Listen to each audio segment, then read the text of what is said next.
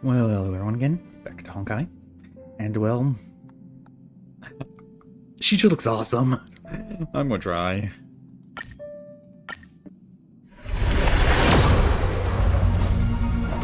I do need more characters.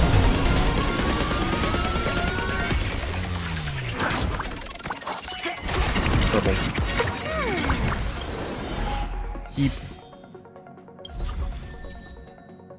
Another Misha.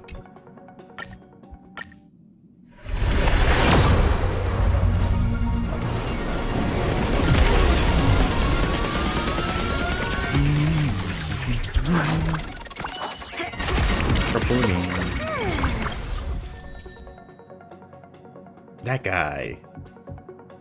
I forget his name.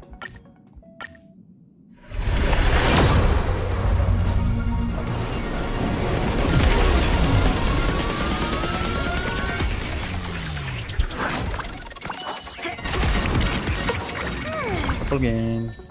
Oh, both of them. I think this is the last one I can do.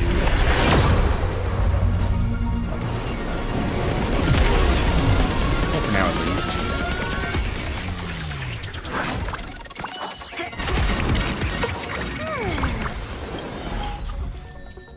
Another one of her.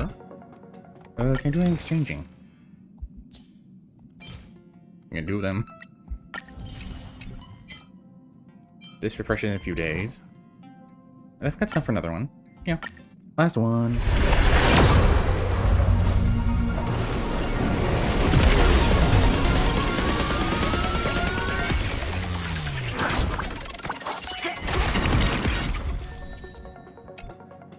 Oh, too bad. Maybe if I get enough by... Or her banner ends. Maybe these one I have. Two.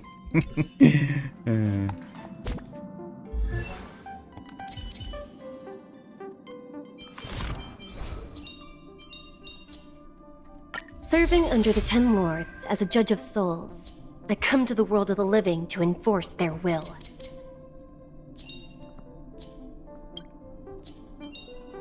The one thing I look forward to? Growing up, of course.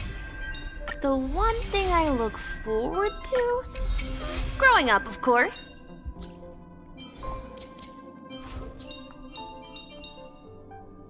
Living? That's all a big hustle and bustle. But life's all about savoring the moment. Why is he crying?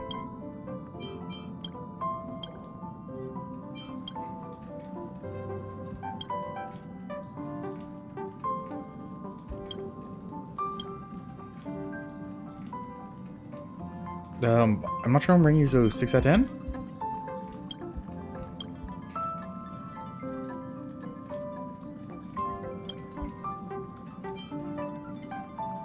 I can give you a score of 1 though.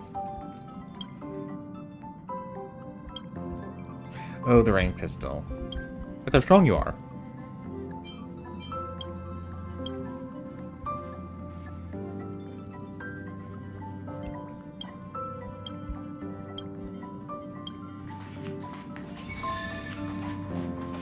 But yeah, the current course I'm doing is going in. Clouds leave no traces. Not sure what's about, so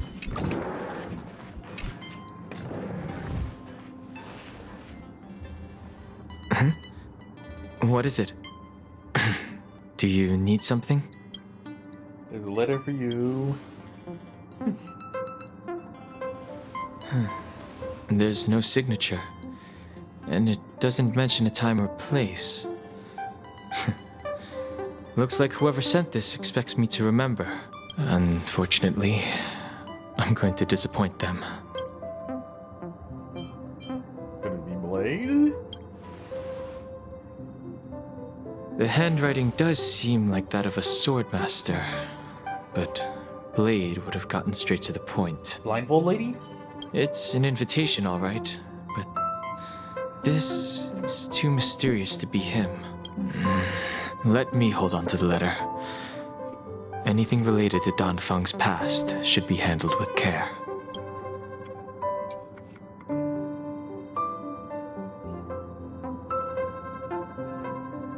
He does know, and he's going to try to slip out without his Amy.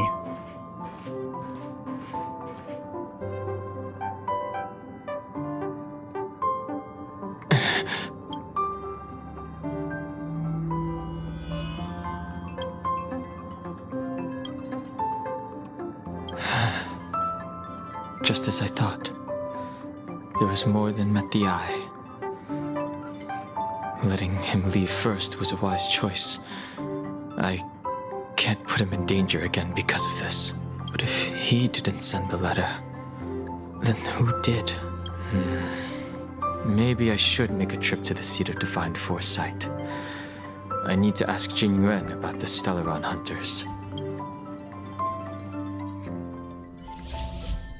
Oh. Okay then.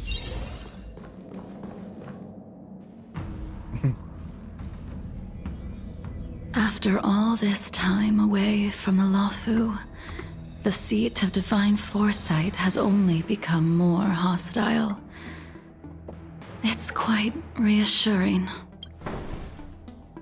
Relax. You needn't be so cautious, young man. I'm just reminiscing about the old days. However, I never thought Jingliu would send you to accompany me. It would seem our fates are intertwined. Huh?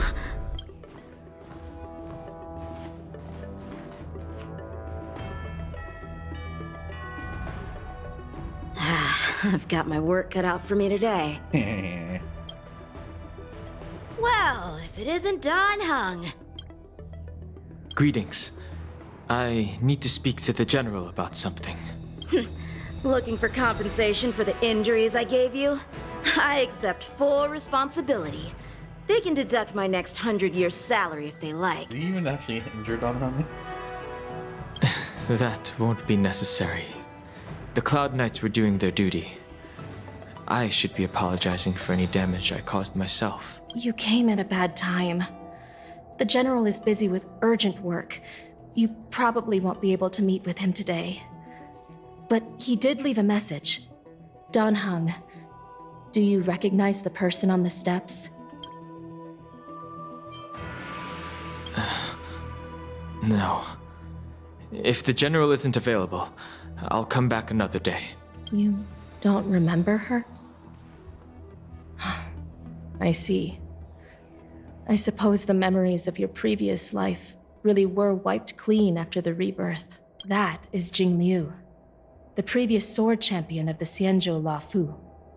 She was the closest friend of Imbibitor Lune, your previous incarnation. She was also the General's master. According to records of wars past, her blade has slain countless denizens of abundance. Not even the feather guards of the Wingweaver, the father wolf of the Borazon, or the gigantic mecha beast could withstand a single strike from her. However, those are ancient stories. It's a shame that even a hero like her wasn't able to break free of Mara. It is said that in the end, Jingliu lost her sanity and slaughtered anyone in sight. She was deemed a criminal and fled to outer worlds. With her powers, you'd think there would be no one capable of bringing her in.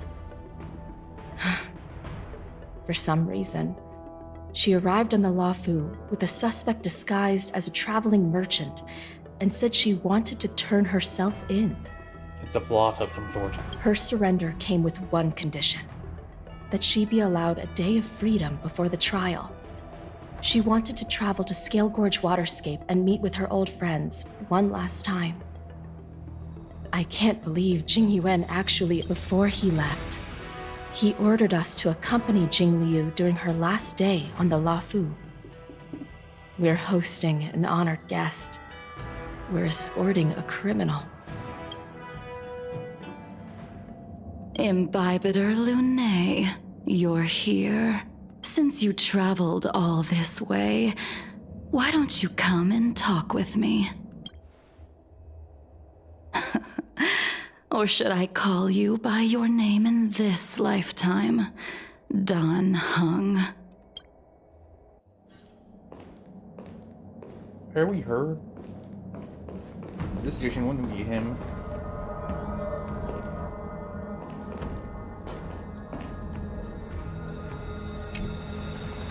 When I left the Xianzhou, I heard they took away your scales and horns, forced you into a hatching rebirth, and detained you in the shackling prison. I thought Imbibitor Lunae had been wiped from this world. But then I returned to the Luofu and watched as you parted the sea.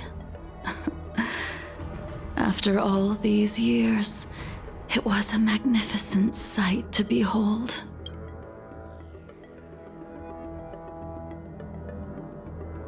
Since we already did this. Do we know each other? The answer to that is both yes and no. However, your cold and indifferent tone is identical to the person I knew back then. If my guess is correct, the preceptors were unwilling to allow the Ichor line to end and hoped for the Imbibitor Lunae's resurrection. That is why they tampered with the molting rebirth and turned you into what you are now.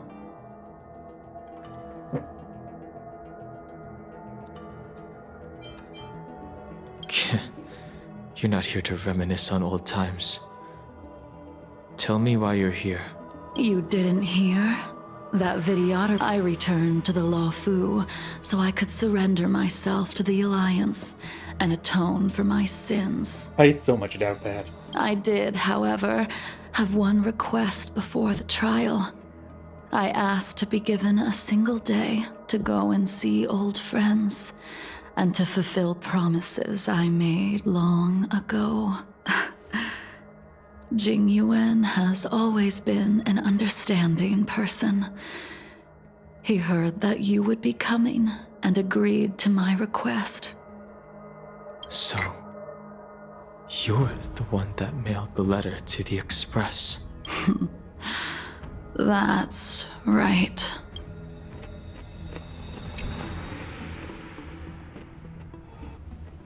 The sea's depths conceal no stone, and dragons' breaths reveal the moon.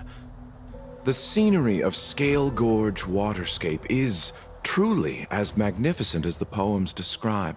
But as a suspect, shouldn't I be bound and interrogated in the shackling prison? Is it really appropriate to bring me to a place like this, General?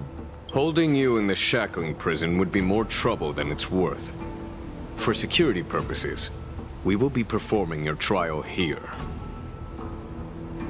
Okay then. For security purposes. I suppose it's not my security you're talking about. The Stellaron's descent, the Ambrosial Arbor's resurrection, the Destruction Emanator's impersonation of the Amicassator. According to the Skyfaring Commission's investigations, you arrived on the Luofu with a group of merchants, but didn't make a single trade during your stay. Your departure coincided with the day the calamities took place. You took advantage of the chaos to sneak into the shackling prison, but seemingly took no course of action. Now you claim that you are responsible for the Stellaron crisis and wish to surrender yourself. Your behavior truly is puzzling. I can't seem to piece together your motive. I was asked to deliver a token in my capacity as a traveling merchant. I knew nothing of its significance. I admit I did have my own agenda for entering the shackling prison, but in the end, I found that the Luofu did not possess what I was looking for. It is through fear of punishment that I am choosing to surrender. The galaxy is a vast place, but I am merely a wanderer. It would be silly of me to think that I could outrun the Alliance. Merely a wanderer. You're too modest, Locha. Do I need to remind you of your actions at the Eternity Fortress and the Shroud Veil Star Zone? What? Or must I utter that tongue twister of a name?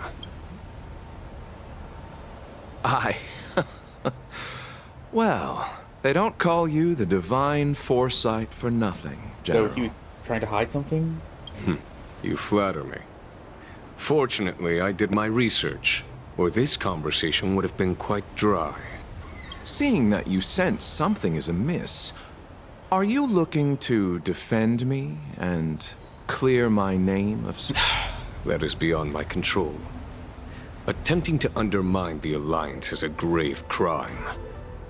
According to protocol, you are to be held on the Xianzhou Shuling for a joint trial before the Ten Lords Commission and the 7 Arbiter Generals. However, at present, you have the opportunity to enjoy the beautiful scenery of Scale Gorge Waterscape. It will be the last view of the Law Fu you ever lay eyes on. Doubt. She told me that the High Cloud Quintet once gathered and feasted here hundreds of years ago. The unparalleled sword techniques of your master, the mesmerizing cloud hymn magic of Imbibitor Lune Dan Feng, the artful piloting skills of Bai Heng, the divine weapons crafted by the Ju-Ming artisan Ying Xing, and the unmatched stratagem of the General. The 5 of you vanquished evil from the world, creating legendary tales in your wake. Unfortunately, nothing lasts forever, and the High Cloud Quintet disbanded as each of you went your separate ways. You removed me from the shackling prison and decided to interrogate me here.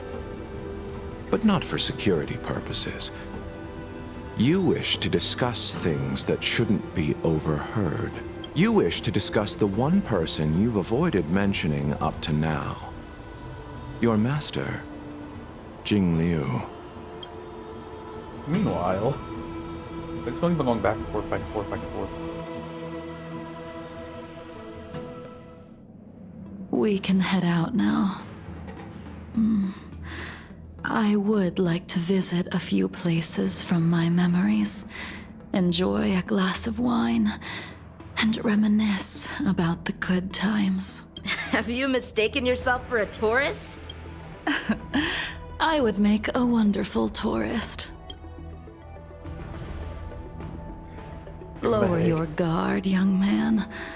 I have already surrendered myself to the Alliance, and I will keep my word. Besides, your general has already agreed to my request. Imbibitor Lune, you must accompany me. I won't take no for an answer. Regardless of whether you're still interested in your previous life, accepting my letter means that you've accepted my invitation. You activated my trap card. Lead the way.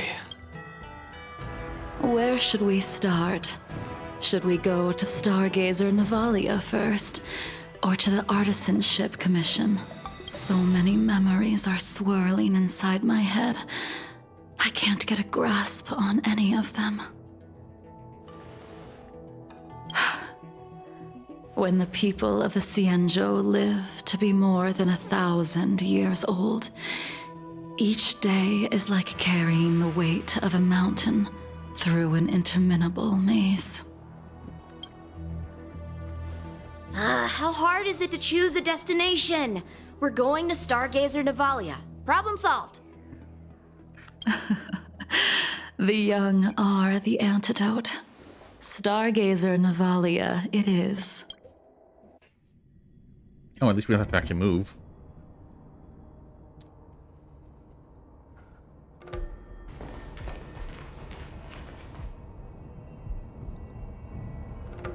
If it's star skips you wanted to see, we could have headed to the Jade Gate. Why did we come all the way here? Young man, have you ever heard of Bai Heng, the Foxian pilot? Bai Heng. I think I've seen that name somewhere before.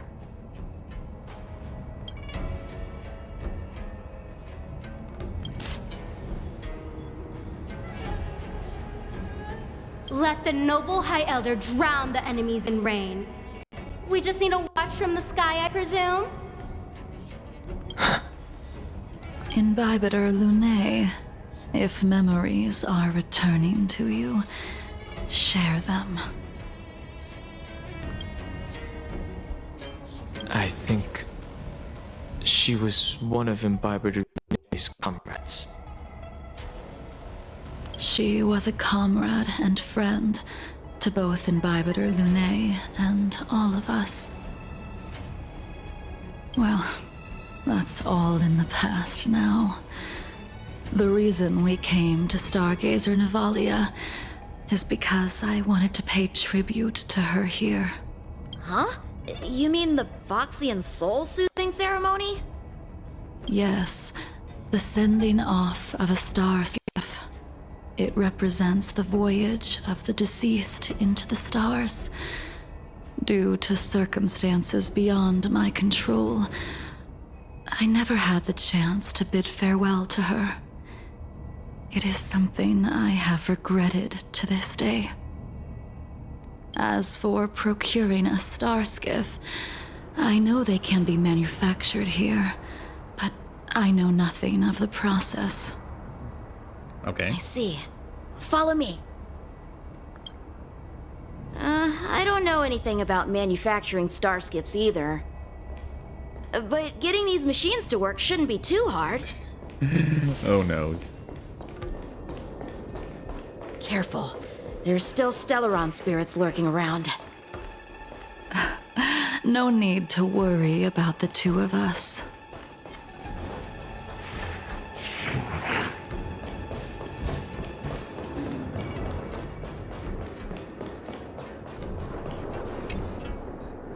We've arrived. All ship production in Stargazer Navalia starts here.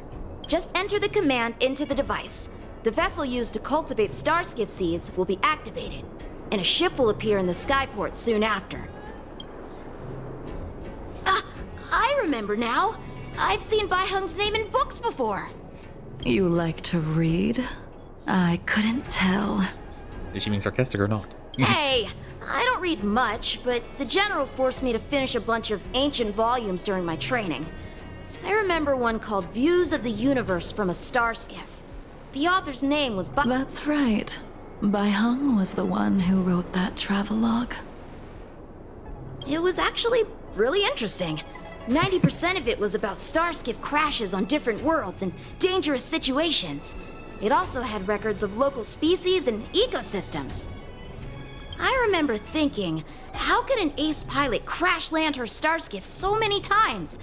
Then I realized that every time, she made the best of the situation and got back alive. Her luck really was out of this world. Indeed. Her luck always astonished us. Whenever she piloted a mission, you could almost guarantee a narrow escape from the jaws of some abundance behemoth, or a miraculous return from behind enemy lines. Very few star skiffs she piloted were able to return to port in one piece. The folks at the Skyfaring Commission secretly referred to her as the Star Skiff Killer. Oh my. She also possessed an uncanny ability to predict future events, inauspicious ones at least. Every ill omen that came out of her mouth would sure enough come true. Very few Cloud Knights had the courage to accompany her on missions. However, when it came to surviving, her fortunes were incredible. Even in the worst situations imaginable, she was always able to turn the tide. Luck is a type of strength, after all. I hope that this ship, built for the Star Skiff Killer, will also be able to return to the stars. Ha! That'll do it. The Starskiff assembly line has been activated. The Starskiff will take shape and enter the skyport. Let's go wait for it there. It won't be long. Thank you, young man. I get the feeling there's gonna be a lot of talking in this.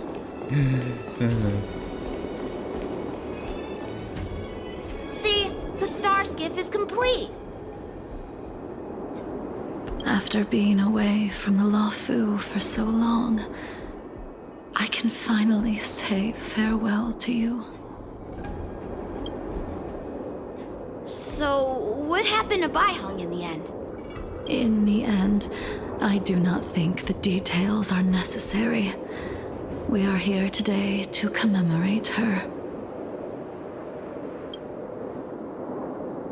Imbibitor Lune, do you still remember the battle against Shuhu?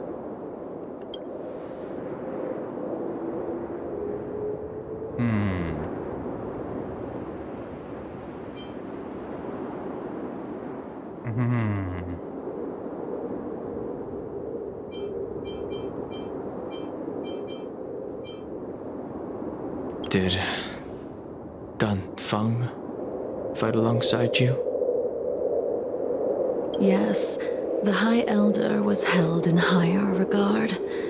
The Cloud Knights became wary after learning of Danfeng's imminent arrival.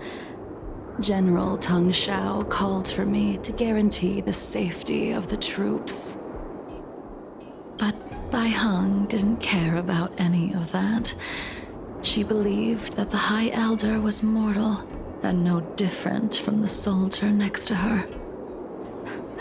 You ran a fair share of errands for her when she was still around. So, wasted off work on him? Let me refresh your memory. During that battle, Baiheng, being the headstrong girl that she was, managed to exhaust the luck that was bestowed upon her by the Rainbow Arbiter. She charged ahead and shattered the enemy's defenses, allowing the Xianzhou soldiers to break through Shuhu's sanguinary abyss and awaken you from your dragon's delirium. She was not able to walk out of that fight. We all shoulder a debt that we will never be able to repay. For the Cloud Knights, giving up one's life on the battlefield is an honor. But that wasn't something you believed in. Imbibitor Lune, you couldn't accept that Baiheng was gone. Instead of leaving her to eternal rest, you decided to... You made a mistake that can never be undone. Dun dun dun. There is no need to respond, Imbibitor Lune. Your answer is no longer important. And now, I will send off this star skiff. Well, considering that he's not even the same person, it's confusing. The reincarnation thing is really confusing me. I'm a simple man. Baiheng, I've brought your flagon. This was a gift handmade by him, though he never got the chance to give it to you in person. I'm sorry it took so long for me to find it. Only by bringing it to you will my nightmares be calmed. I will fulfill what you asked of me. I will keep my word, even if it requires me to cut down the stars in the sky.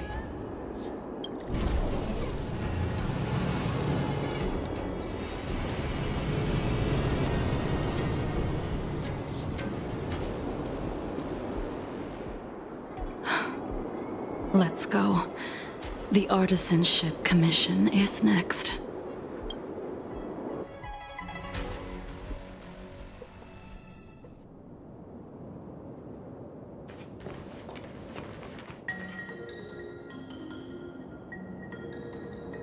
Is that still on fire? Since the Arbor's resurrection, the land has been crawling with abominations. Even the Artisanship Commission's prized creation furnace is hanging on by a thread. The crisis happened too suddenly. All the craftsmen and apprentices fled. Only a single master craftsman was left to hold the line until reinforcements arrived. That's how the creation furnace was saved. Interesting. Stubborn beyond valuing his own life. That reminds me of an extremely arrogant acquaintance. If he were to see the chaos of the Artisanship Commission today, he would burst into laughter at the Xianzhou's incompetence. What's that supposed to mean? What's wrong with saving your own life and waiting for the Cloud Knights to arrive? And yet where were the Cloud Knights when danger was at the door? From what I heard, it was a group of Outworlders that came to the rescue. The Luofu's delves are big places. Besides, some of the troops were deployed to the Yao Qing's campaign. The Cloud Knights were spread thin. It was impossible to guard everywhere at once. Young man, why don't we continue our previous contest? Show me whether the sword techniques you are so proud of have improved. You just want me to do all the work. You think I'm gonna grant endless requests for a criminal? Maybe. You go on ahead this time. We'll meet up at the creation furnace. Why did you send him away? It is of no importance. But you and I haven't had a decent contest in ages. I don't plan on fighting. I'm not asking you to point your spear at me. Could it be that the abominations here aren't enough to motivate you? Okay.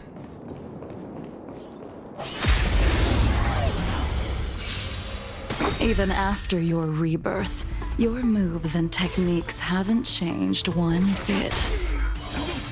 When I move, it's like Like you never forgot. Unworthy. Stay in step. Ha! Specimen sighted.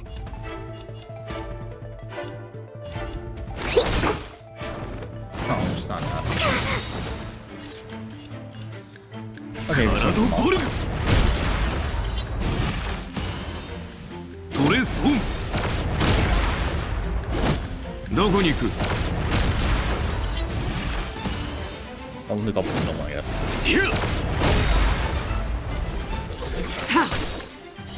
Blade of Moonlight.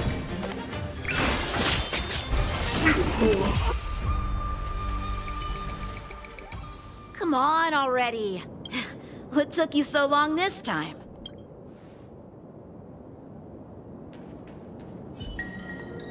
Don't get anxious, Imbibitor Lunae.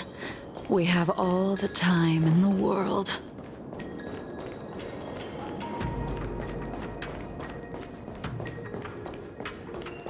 Shouldn't the robots have exploded? I taste malice in the air. The moon shines on the truth. Oh, cool. This spear still recognizes you as its master. Imbibitor Lunae, do you know who crafted it for you? It's been with me ever since my exile. I don't remember when I started wielding it.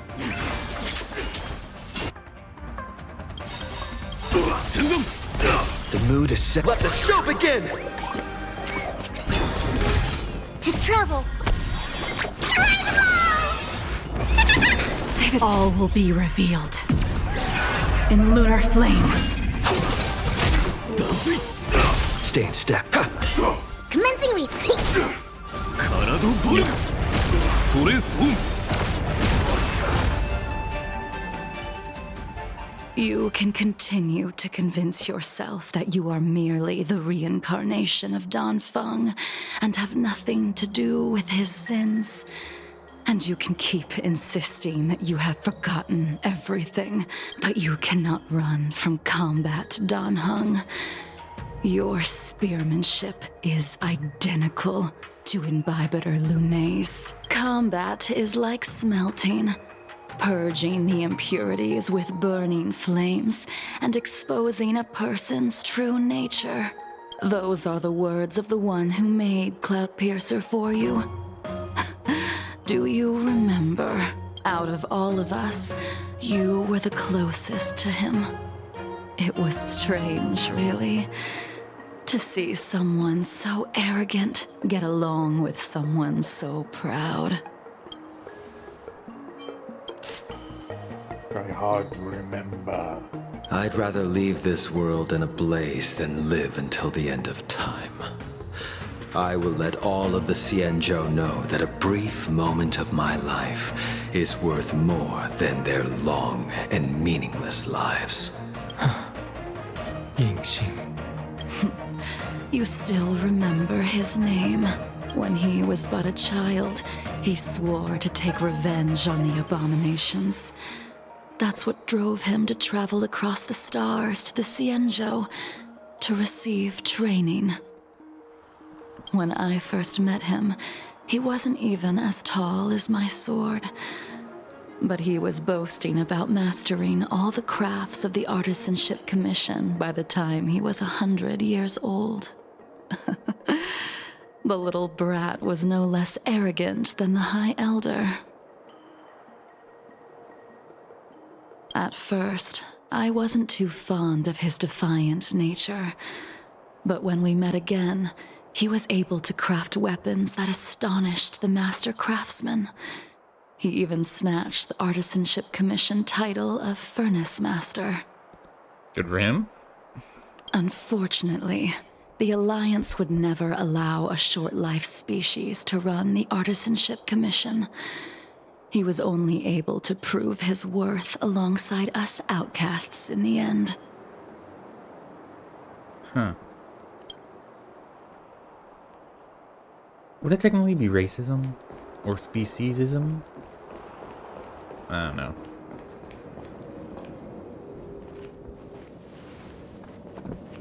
You didn't go easy just so I would get here first, did you? Of course not. Your technique must have improved so much that I simply couldn't keep up with you. She's like, I'm guessing he's like, she's playing me. Or not. So, are we here to commemorate your short-life species friend? Eavesdropping is a bad habit. Besides, when did I ever say he was no longer in this world? Even the cryocapsules wouldn't be able to extend the life expectancy of a short-life species for long. If he is still alive, he must be ancient. Yingxing is still alive? For a certain amount of alive. Of course he's still alive. But he might be better off dead. Some people are born with unparalleled foresight and exceptional intelligence, but make the most ill-advised choices at destiny's crossroads. As smart as he was, he made the foolish attempt to use the flesh of the Abundance Emanator to aid Imbibitor Lunay in resurrecting his deceased companion. His stupidity turned him into a monster, cursed with immortality. His soul was shattered and became the evil that he hated most. The irony. For an old friend, you don't seem to have that much pity. Is his own fault? I'm guessing it's her line of thought. I gave him a second chance. Does that not count? Second chance? What did you do to him? He should have been eternally jailed in the shackling prison for his crimes. But I gave him a different kind of freedom. I took the shell that once held his soul and passed my sword techniques on to him. I let him die 100 deaths to remind him of the karma of his previous life. Afterward, I heard he was reborn and even gave himself a name. We've idled too long.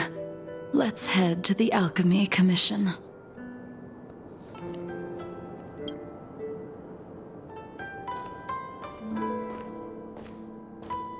Meanwhile,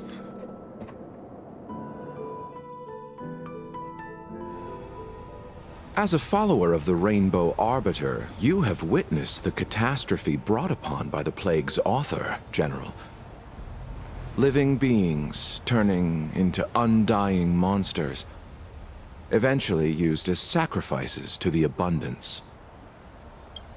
What do you think should be done to put an end to it, General? The Alliance follows the Rainbow Arbiter's edict to continue ridding the world of evil, so that one day Yaoshi might be vanquished and the cycle of life and death restored. Under the auspices of the Rainbow Arbiter, the faithful Cloud Knights continue the hunt. Their devotion and sacrifices are indeed commendable, but their devotedness has made them close-minded. Take me, for example. My powers originate from the abundance, yet my goals are aligned with the Alliance. The Hunt is not the only faction in the universe that wants Yaoshi dead. It is natural for short-life species to yearn for immortality. That is expected of any intelligent life form. To want to eliminate these thoughts would be equivalent to killing an eon. Such a goal is so impossible as to be laughable, to be honest.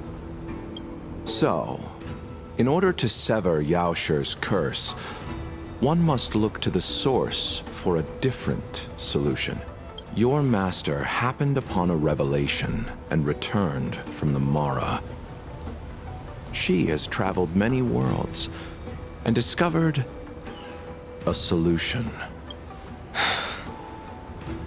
I'm listening. I apologize, General.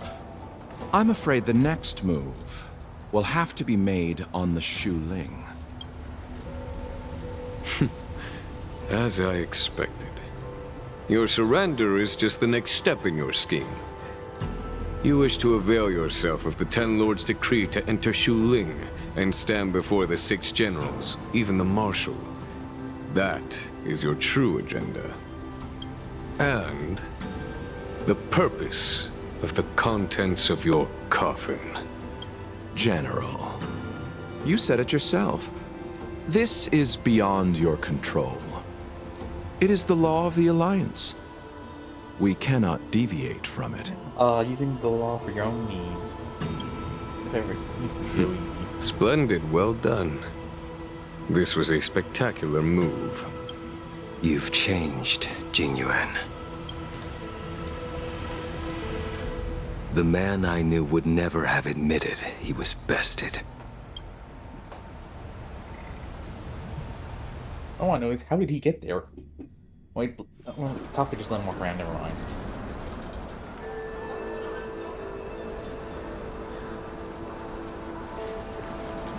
Dragon Lady. Order's already been restored to the Alchemy Commission. Why are we here? I heard the healer lady is capable of curing all diseases. I'm here for the same reason anyone would be. For a checkup and consultation. Patience, young man. We're not far from Scale Gorge waterscape. The mission the General tasked you with is about to come to an end.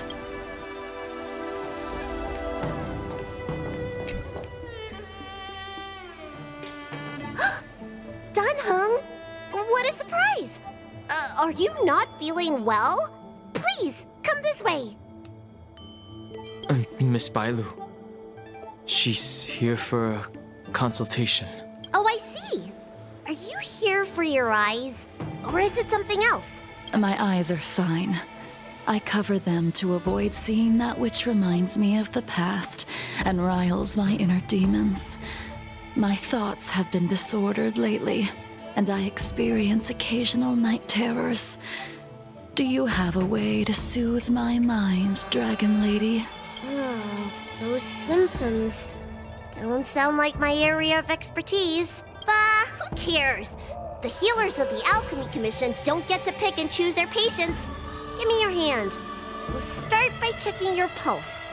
You'll need to take some translucence worms so I can take a closer look. Translucence worms? What the heck do those do? Your hand! It's freezing! Please wait. Dunhung, can I speak to you for a minute? Your friend here has a very peculiar condition. Her pulse is extremely faint. Normally, this would mean that she won't live much longer. Let the healer make the professional diagnosis. Your friend's situation is unique. She looks healthy, but her hands are cold as ice. It feels like there's a dark current running and pulsing between her core esse and her veins. I've never seen anything like it. With more research, I might be able to make a new entry in the medical records. Can you and your friend come back for follow-up visits? Today's her last day in the Luofu. What a shame. If she could stay for a few days, I might be able to figure out how to cure her. I'll do my best. No matter what I administer, she's gonna need to drink a ton of warm water from this point on. Come with me. I'll prescribe her some soul-returning vitality infusion. It won't cure her, but I'll... Wait! Where did my big medicine box go? I'm sorry. Ever since the disciples of Sanctus Medicus were expelled, things have been a mess around here. Dunhung, you mind coming with me to retrieve my medicine? I could use your skills. Are you in trouble, Dragon Lady? I'll come along as well. No. No trouble at all. Okay, that's suspicious. It's no bother. A little walk will do me good.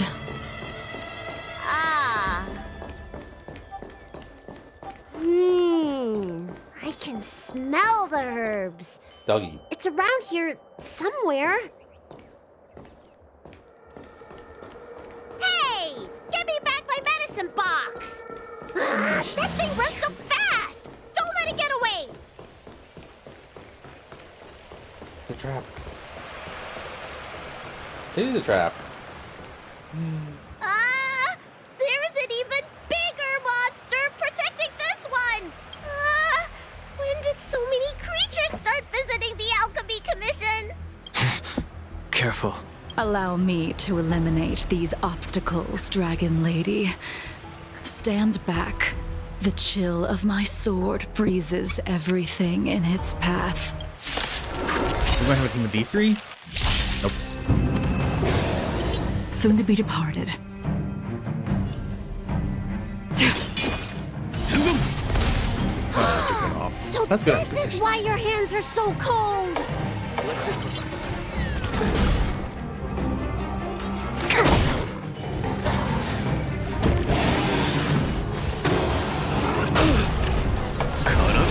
Wrong target. Good work, man.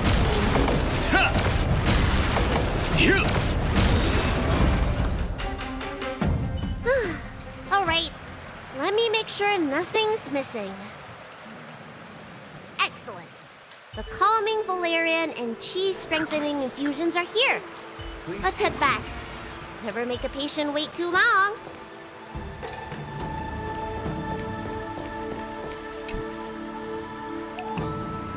Apologies again for the delay. This prescription won't cure you, but it will nourish your body and calm your mind. Very well. The fate of a long-life species is inevitable, even with the best doctors. You're Mara-struck? I don't see the symptoms in you at all.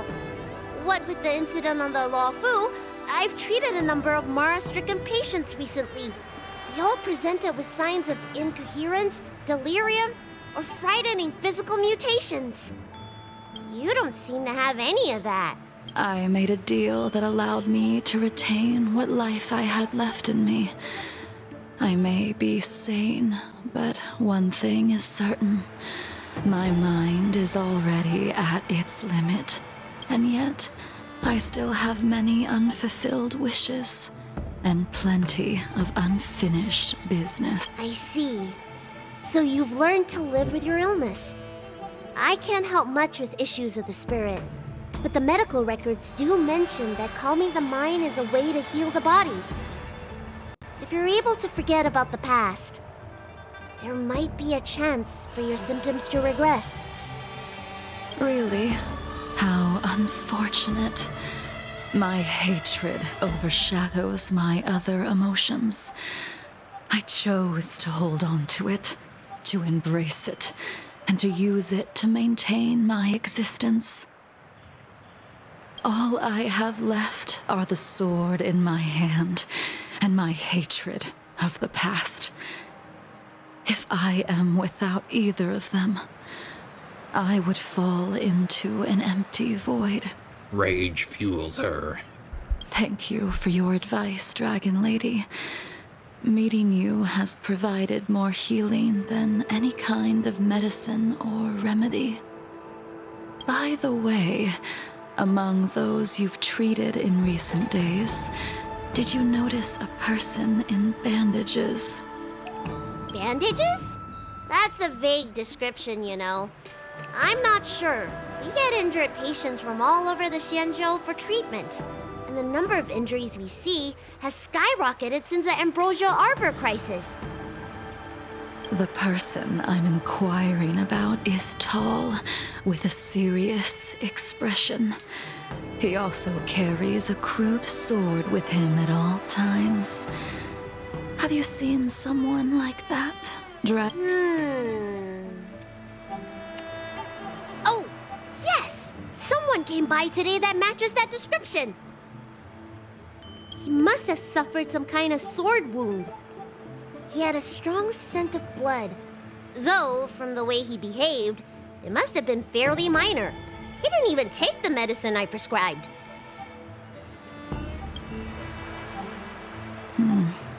He's probably looking for a different kind of medicine. Well then, it would seem that everything is in place. Let's go meet our old friend.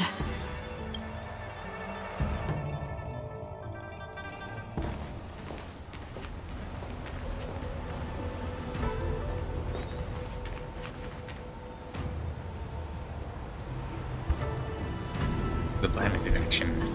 Take this man away. This does not involve him. Lies. Yanqing.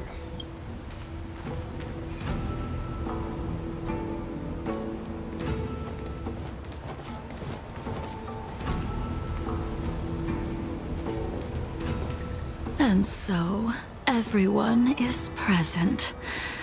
I never thought the High Cloud Quintet would be able to gather again in the same place after hundreds of years. Except for the deceased. Rest in peace.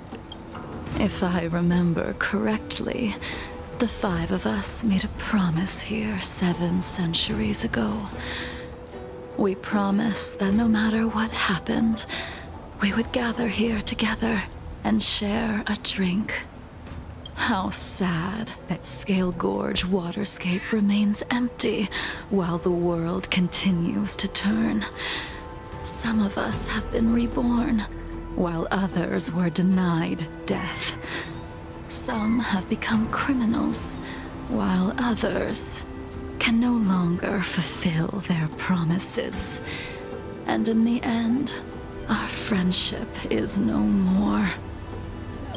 Soon, I will be shackled and tried. This will be the last you see of me. This is why I sent out the invitations before departing, hoping that everyone would be gathered here for my final farewell.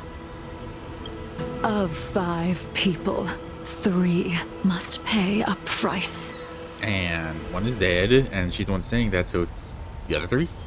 Imbibitor Lunae, the chief culprit, chose to use the transmutation arcanum as a means of resurrection, begetting terrible transformation and great calamity in the process. He dishonored the name of the fallen. So I'm guessing he turned the corpse of Hang, or was it, into a monster somehow? Ying Sing, the accomplice, arrogant and oblivious, used the flesh of the Abundance Emanator to assist Imbibitor Lunae in his evil. He fell, becoming an immortal abomination. As for Jingliu, the sinner, she succumbed to Mara, slaughtered her people, and abandoned her oath. Now it is time we pay for what we have done. Okay, so it's those 3 then. Dan Heng, you can never escape the shadow of Imbibitor Lunae. He is your origin, and his sins will accompany you in your path forward until you meet your eventual doom. Blade, what a fitting name. In the remainder of your infinite life, you will experience only murder and your own death, all the while pleading for a place to rest. This is the only way you are able to relinquish Ying Sing's regrets. And I will face the punishment of the Alliance and suffer an eternal punishment before paying an even worse price. That is the only way to keep the memory of the pain of the past from fading away. High Cloud Quintet, it is time to say goodbye.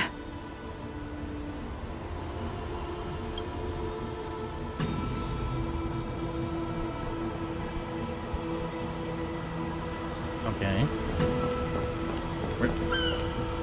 No Gong Heng. Looks coldly at you.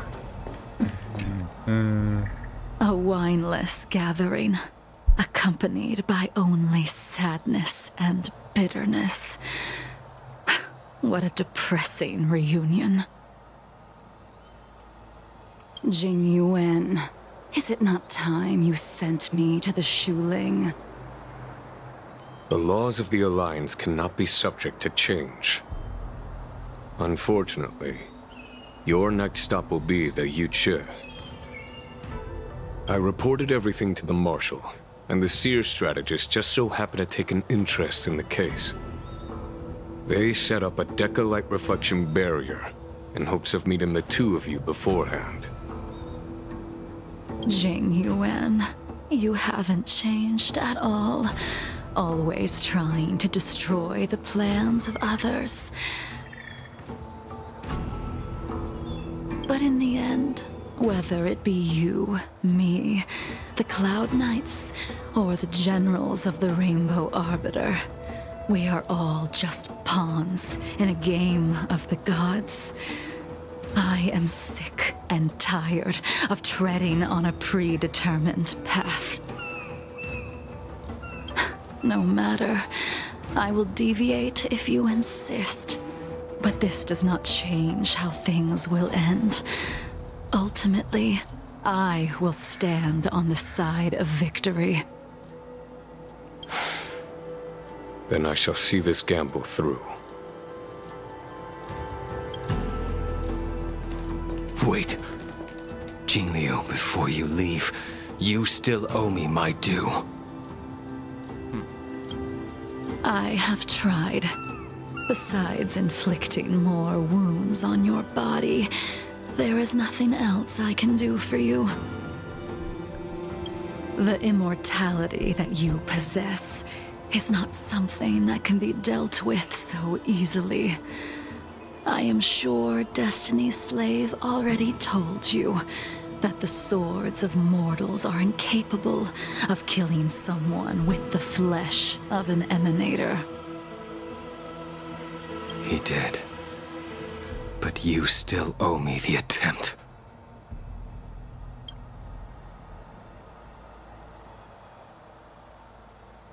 I told you when I taught you the way of the sword.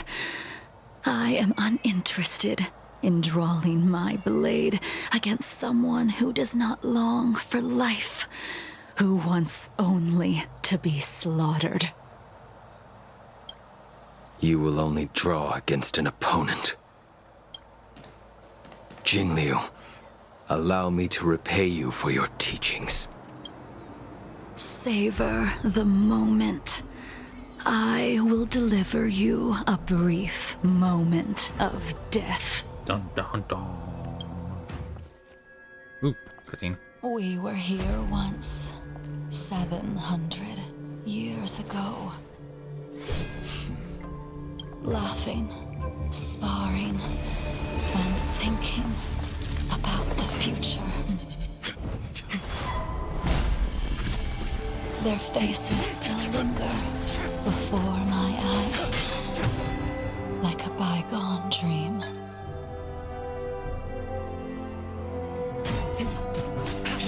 I thought those joyful days would flow indefinitely before us, like a Xianzhou lifetime. Yet, dreams will eventually fade like clouds from the sky.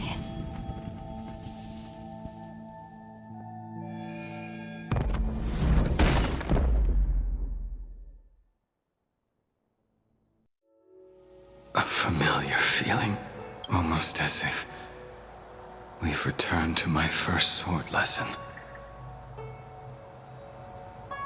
You used the sword Insing crafted, and pierced, sliced, and impaled me time and time again. The swordplay used to slay our enemies of old is still engraved on this despicable shell. All I can do is watch my flesh become severed, healed, and restored. It's as if they're saying, Why did you and Imbibitor Lunae commit such an unforgivable sin? I know that you have no interest in my answer. Which is why I asked the question as you looked me straight in the eye. I've asked myself that same question infinite times, but was never able to find the answer.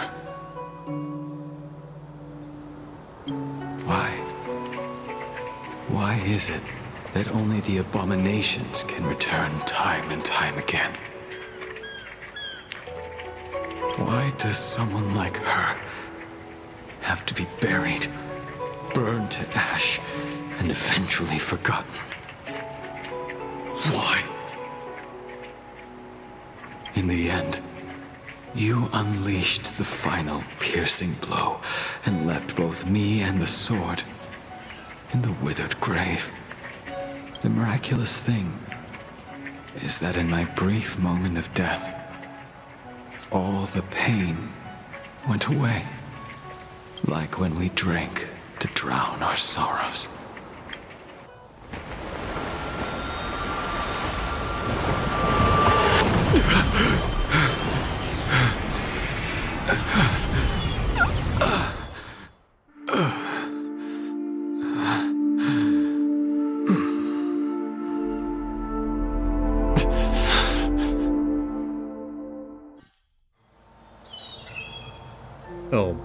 was quite the scene. I'm guessing you saw the 5th member. And everyone just wants to be left alone.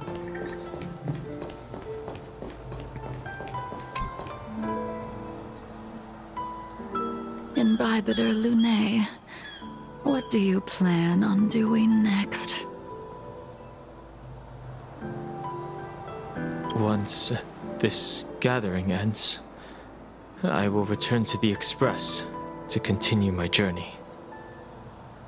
The Express won't be able to carry you forever. Your friends all have burdens of their own, just as we did back then.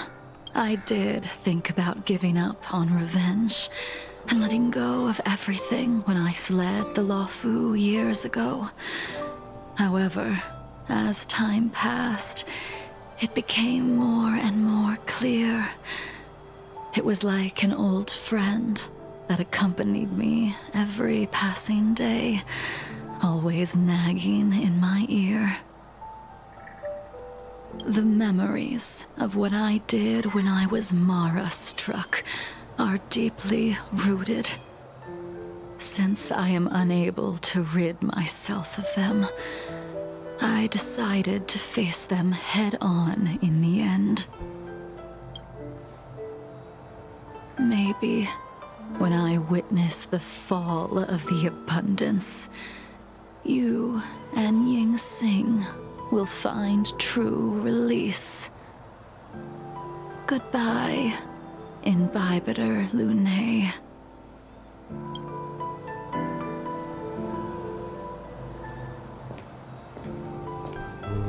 Okay then. Dan Heng, the General wants me to forget about everything I saw today. Understandable. I understand. These disputes are far too complicated for me right now. Swordplay is a lot simpler. I have some close friends of my own in the Cloud Knights. Will we fall out the way you guys did? Goodbye for now, Dan Heng. I hope... Oopsie. She couldn't do it with her sword either. She still couldn't do it.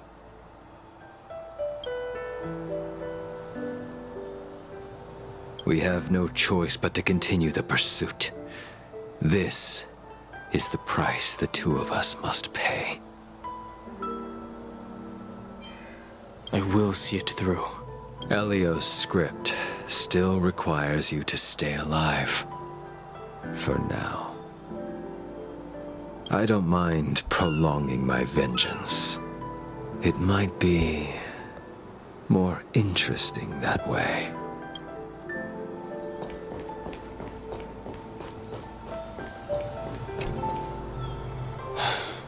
She's gone. All this must have seemed like a silly performance to someone newly reborn. But I am unable to prevent my old friends from taking sides against one another. Who you are is a question that only you can find the answer to. Even if the Preceptor's interference denied you a true rebirth. Yes. It has been a long day for you, Dan Heng. He sounds so tired.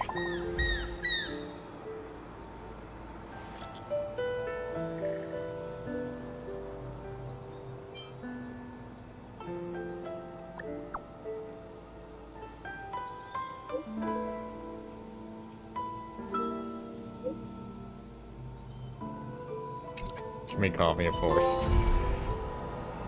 That was really saddening. Hmm? Oh.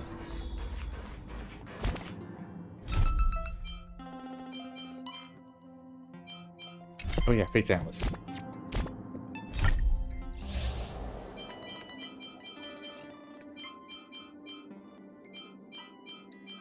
Okay, it was here?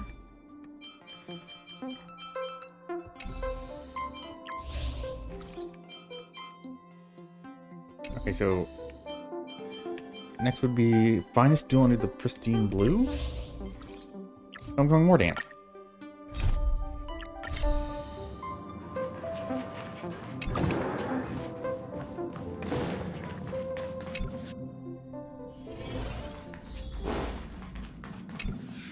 Kalinga Abyss.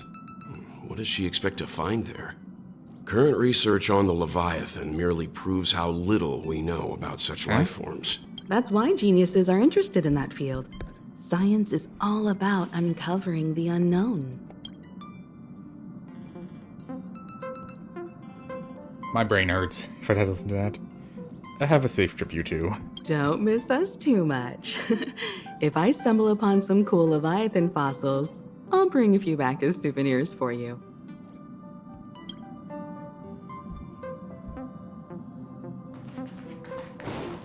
Why are you crying again?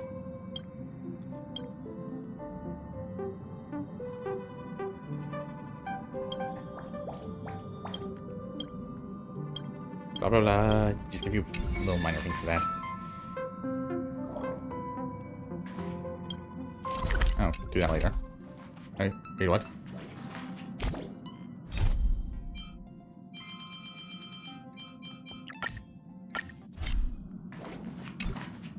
Himeko really knows how to convince people.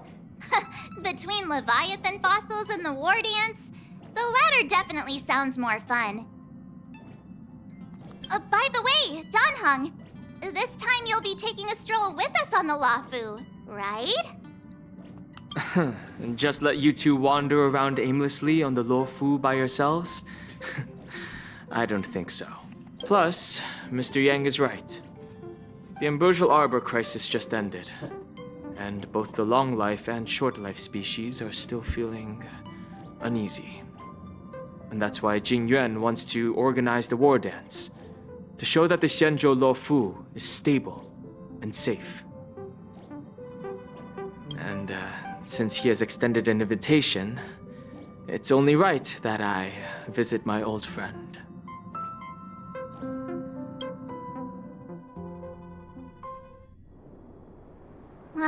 Coming back to this place brings back so many memories, you know? So here's something for all of you, a poem by March 7th. Hey, I'm not actually gonna recite a poem. I was just thinking about all the twists and turns we went through when we first arrived on the Xianzhou. This time, we're not being forced or enticed or chasing after wanted criminals. And we didn't have to sneak in through the cargo dock. This trip has been incredibly smooth. Quite unusual, I must say.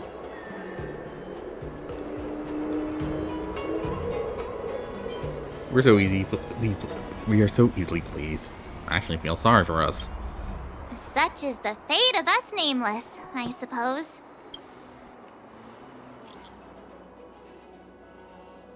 We just got to Scarsif Gaven.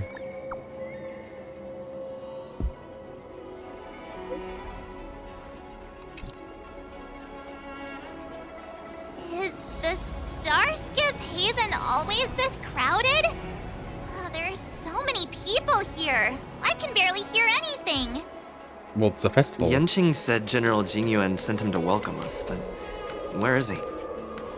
Let's wait for him in front of the room. It's the most prominent landmark on the dock. I don't know if people actually see that. Hey, you guys! Hold on a moment.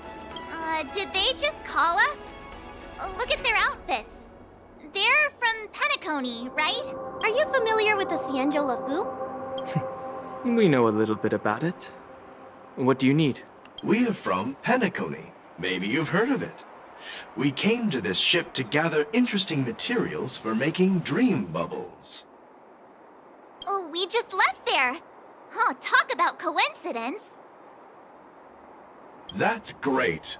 Do you know any must-see attractions on the Luofu? You've come to the right people, I guess. Exactly!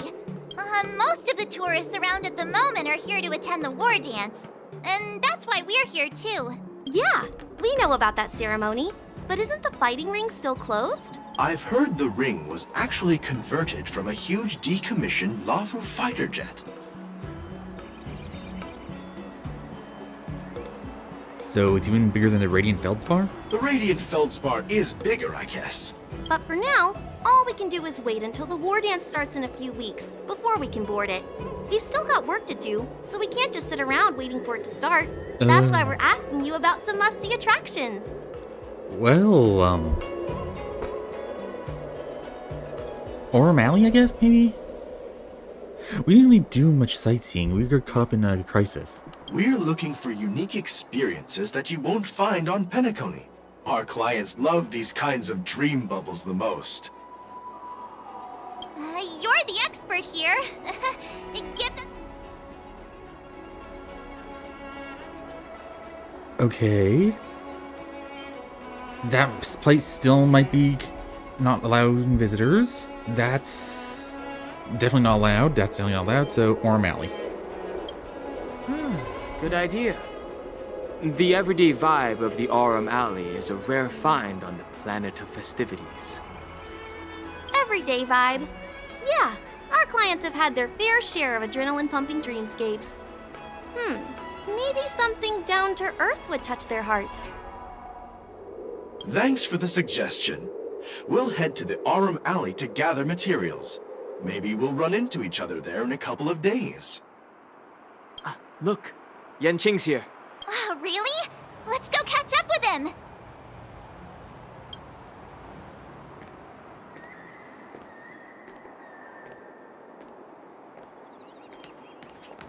Quite a different experience. That's fairly far away still. There you are! Everyone, this way!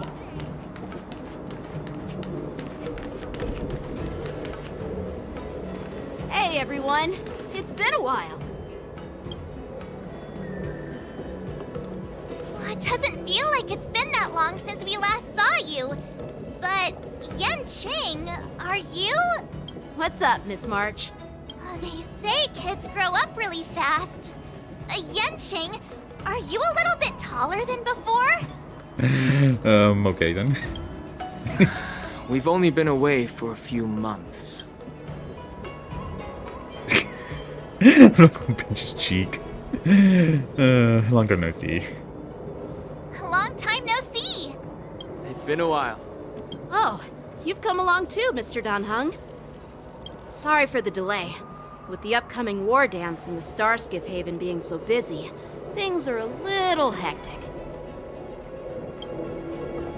Seriously, I've never seen the Lafu so lively before. I was a bit worried that holding the war dance right after the Ambrosial Arbor crisis might be too soon. But seeing the bustling Starskiff Haven, I understand why General Jingliu chose this timing. Yep. There's people from other delves and travelers like you three who've come from afar. With the war dance coming up, there's a huge number of visitors pouring into the Starskiff Haven. The Cloud Knights are working hard to keep the security tight. The General said this ceremony would help the Xianzhou Lafu recover from the crisis. It's a way to showcase our martial spirit, reassure people, boost morale, and attract visitors from other planets to promote trade and peace. By the way, the Xianzhou Alliance places great importance on this ceremony too. The Xianzhou ships, the Zhuming and the Yaoqing, have both sent messengers to offer their blessings. The Zhuming? Is that how you pronounce it? Yeah, I wonder if you've heard of it. It's known as the Star Forge, and it's responsible for providing more than half of the Cloud Knights' armaments. The Xianzhou Zhuming boasts skilled craftsmasters, and General Huayan is a top-notch craftsman himself. If only I could get a sword forged by him, I'd be on Cloud 9. By the way, Yanqing, where are we headed next? I'm sorry for talking your ear off. The General wants to catch up with you at the Palace of Astrum. He's been eager to hear about how the Express has been doing. It's funny how he tries to act all mature, But whenever it comes to something he's interested in, you can really see his childish side. Well, you're pretty much the same in that regard. I agree. Oh. All units, assemble quickly! Get ready to protect the crowd! I just mentioned security, and now all of a sudden something's gone wrong. Excuse me, I need to go check out the situation.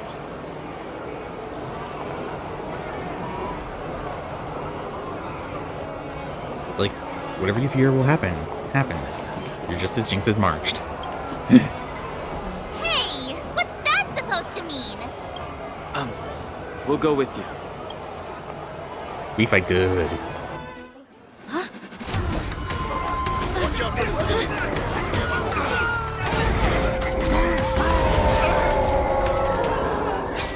Protect the civilians. I'll deal with him.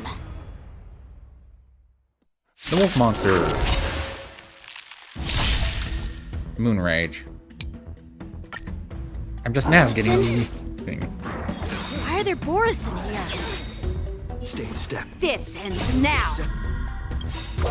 Begin!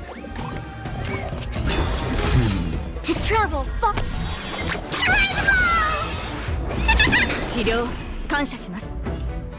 Let's improvise.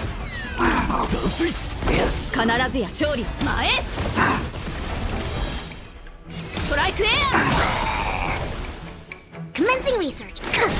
懲りないやつカナドボルグ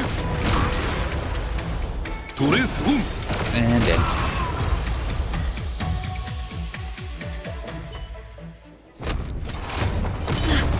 Not good.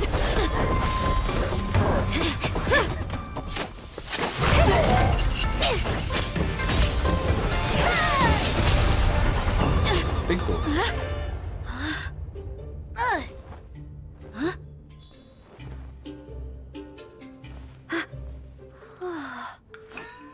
Thanks for the help. Sorry, no time to chat. Could you give me back my... Sword thief. And it's that girl, who I don't know. I haven't actually met her yet. Yay. New character. Wait, my sword! I'm sorry, but I'm afraid we'll have to put our plans on hold for now. I need to find out what's going on.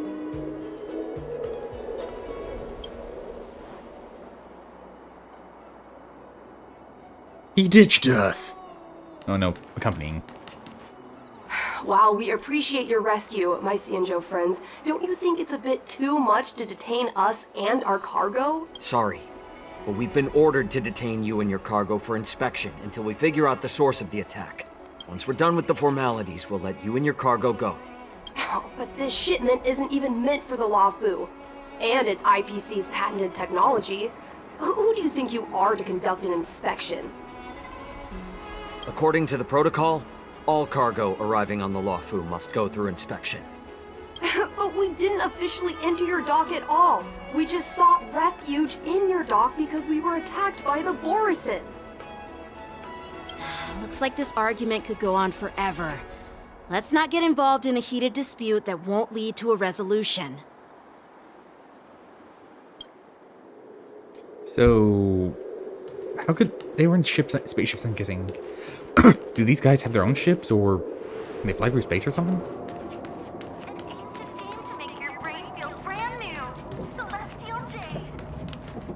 Who's in charge here? I need some answers. It's my fault. We let our guard down for a moment. I take full responsibility. With the war dance approaching, safety should be a top priority. Now, tell me, how did Borisin prisoners end up in Starskiff Haven? According to the protocol, Borisin prisoners should be held on a starskiff and taken directly to the shackling prison under strict supervision without ever touching the ground. Who allowed a prisoner transport ship to dock at the passenger terminal? Oh yeah, that is a major faux pas. Please don't blame this captain. This incident involves the Zhu Ming's diplomatic vessel. Who are you? I'm Lu Jun, an officer of the Patrol Defense Squad. Thank you for your help, Lieutenant Yanqing. The situation unfolded rapidly, and it shouldn't be held against the captain. Here's what happened. An IPC transport ship was attacked by the Borison just before arriving, and the Juming's diplomatic vessel came to the rescue. They fought off the Borison pirates and imprisoned them on their ship. So, an IPC ship was attacked by the Borison near the Luofu, and the Juming envoys saved them? This sounds complicated. Yeah, that's... Politics get involved, and that's just never fun. Honestly, it gives me a headache too. Juming diplomatic ship, adhering to standard procedure, docked at the passenger terminal to hand these criminals over to the Luofu. You know, with all the outsiders flooding onto the Luofu, the Starskiff lanes are under immense pressure.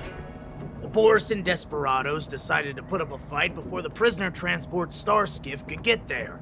And that's what you just witnessed. We'll make sure these prisoners are sent to the shackling prison as soon as possible. I see. It's an unusual situation indeed.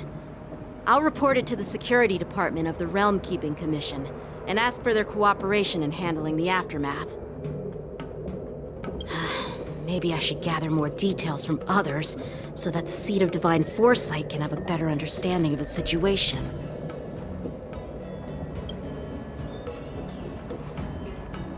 At least things didn't turn out too bad.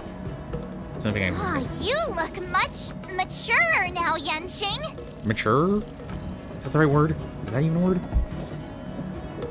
Mature?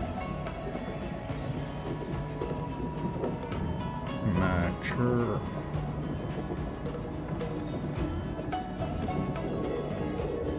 Yeah, it's more mature, I guess. Mature.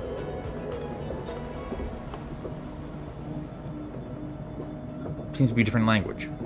Please don't tease me, Miss March. The situation on the Xianzhou before the war dance is like a calm lake that can be disturbed by even the smallest pebble, capable of generating far-reaching ripples with even the slightest disturbance. What are those people? I mean, those monsters we just dealt with? I know, they're kobolds. Did you call them the Borison? Yeah, those werewolf monsters are known as Borison. They are abominations of abundance, and we've been fighting them for a very long time. The Borison have been a powerful force for a long time, plundering and enslaving many worlds. The threat they pose is just as terrible as the Swarm disaster, and the Alliance even had a fierce war with them 3 decades ago.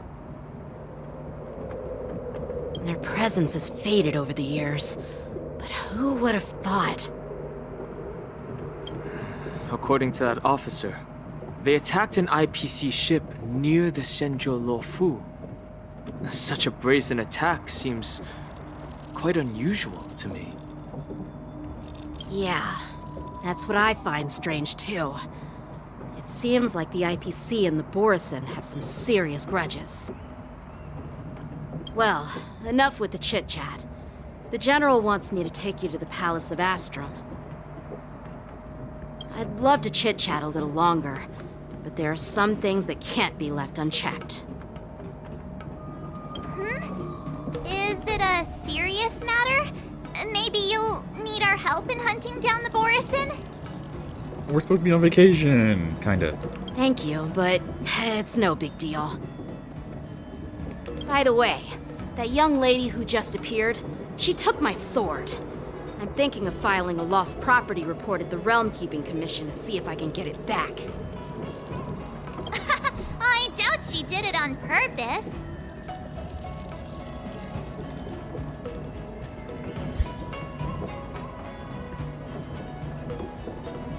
So when the Cloud9s get into trouble, they have to call the emergency services too?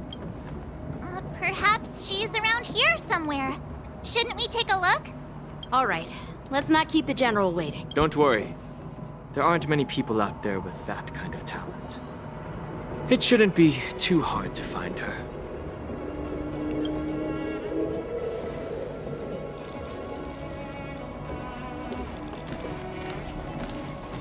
Okay, he's suspicious. There sure are a lot of troublemakers around. Yeah, he is so doing something evil. And of our luck, the sword feast will be here. It's been a long journey, Elder Hwayan. Thank you for your presence. Don't mention it. Thank you for taking the time to welcome me. Okay, you're done talking.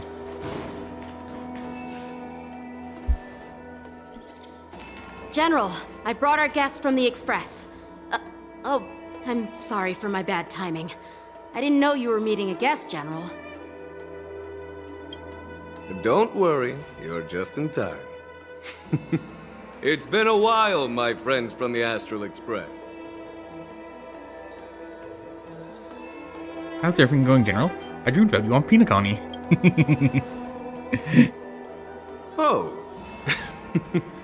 Well, it's an honor to be in your dreams, my friend. Allow me to introduce you to General Hwayan.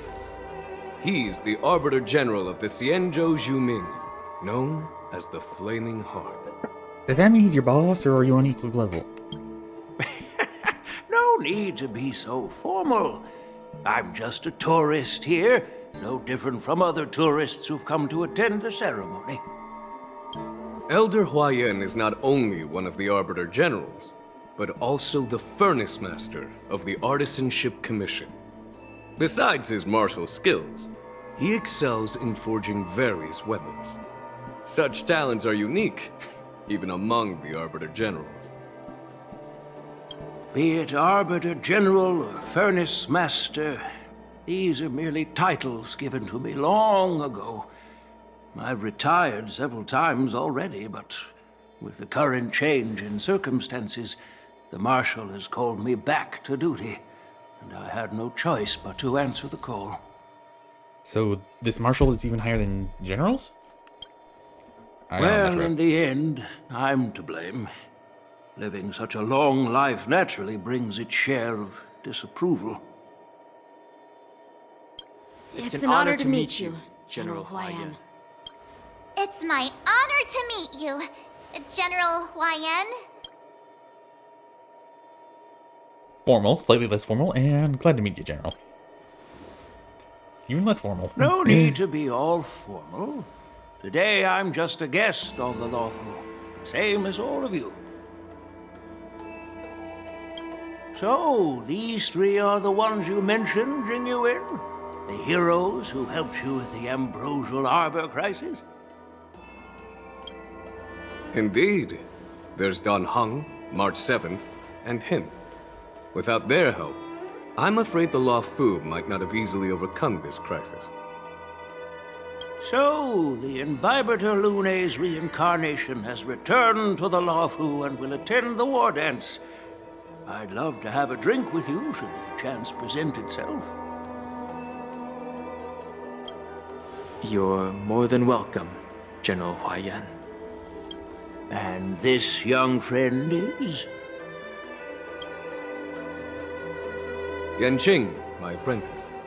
He remains by my side as my retainer due to his youth, which I hope will season him with experience.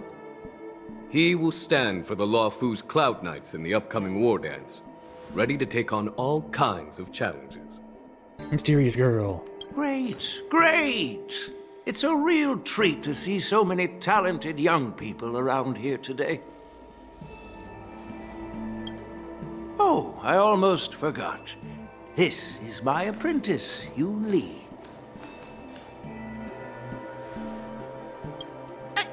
It's you! Oh, it's you. Hello. Oh, you two already know each other? Guess we don't need any introductions then. What a coincidence! I was afraid I'd have trouble finding this girl. Oh? Now you've piqued my curiosity. Tell me, how did you two become acquainted? She helped me capture the escaped Borisin prisoners at the Starskiff Haven. Allow me to express my gratitude for you.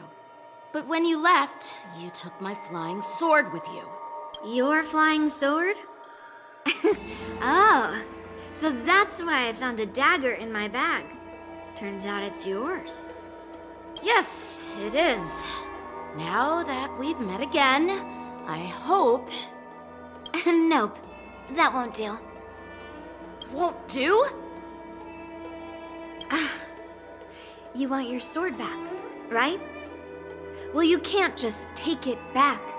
On the Juming, when you lose your sword on the battlefield, you have to reclaim it on the battlefield.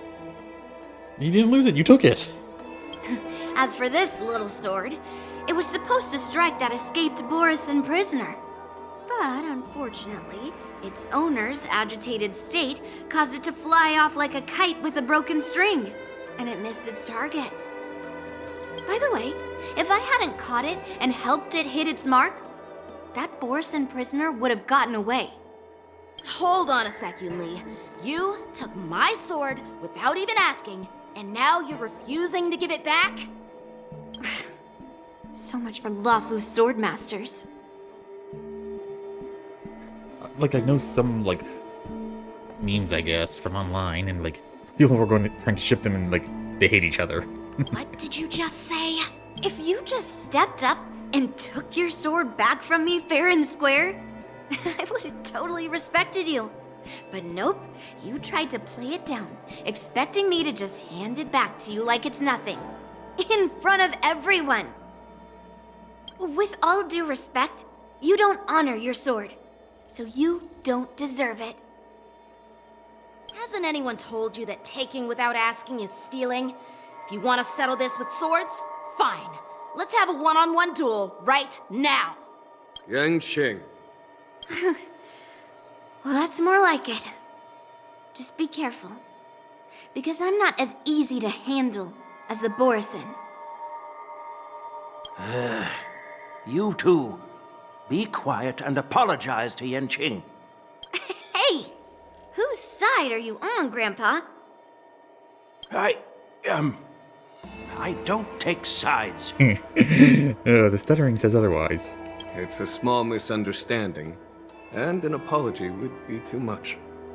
I've heard about the Zhu Ming's incredible swordplay and craftsmanship, most notably the legendary Flame Wheel Octet. Seeing Miss Yunli, who is among those ranks today, well, I must say she definitely has that fiery edge.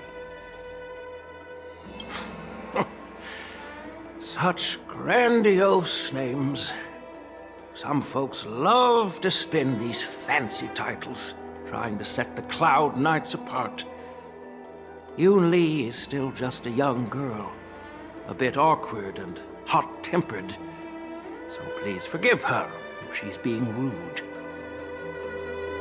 Well, everyone, Elder Huayan and I have some business to discuss. For now, Yanqing, why don't you entertain our guests and take Miss Yunli to the inn? I'll find another chance to talk with you all. I'd like to express my gratitude to the Astral Express for helping the Luofu during the crisis. That's so kind of you. I mean, you've already thanked us so many times. Please forgive me for coming at an inconvenient time. You needn't apologize, General Huayan. All right, Yunli. Take this opportunity to clear things up with Yanqing. Yeah. It's better to make friends than enemies. But I won't be heading to the inn just yet. I want to visit Lingsha. She just arrived in the Luofu and could use some help settling in. Yanqing, once you've helped our guests get settled, go to the Artisanship Commission for me. I've heard about the attack and the detainment of the IPC ship. Qingzu sent word that the IPC members are protesting and wish to have their cargo back. See if you can calm them down. Don't get aggressive. Just make it clear that the Xianzhou Luofu has no intention of violating their rights. I'm on it.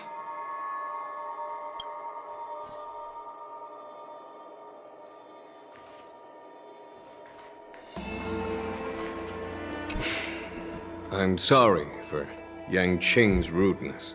Not at all. Taunted by Yunli like that, even a training dummy would be angry. You've taught your apprentice well. If it were me in my younger days, I'm afraid I'd have drawn my sword and fought. Yan Qing can understand your concerns. On the other hand, Yun Li is still a naive girl who's only interested in swordplay. Honestly, I brought her here to participate in the war dance because I want to broaden her horizons.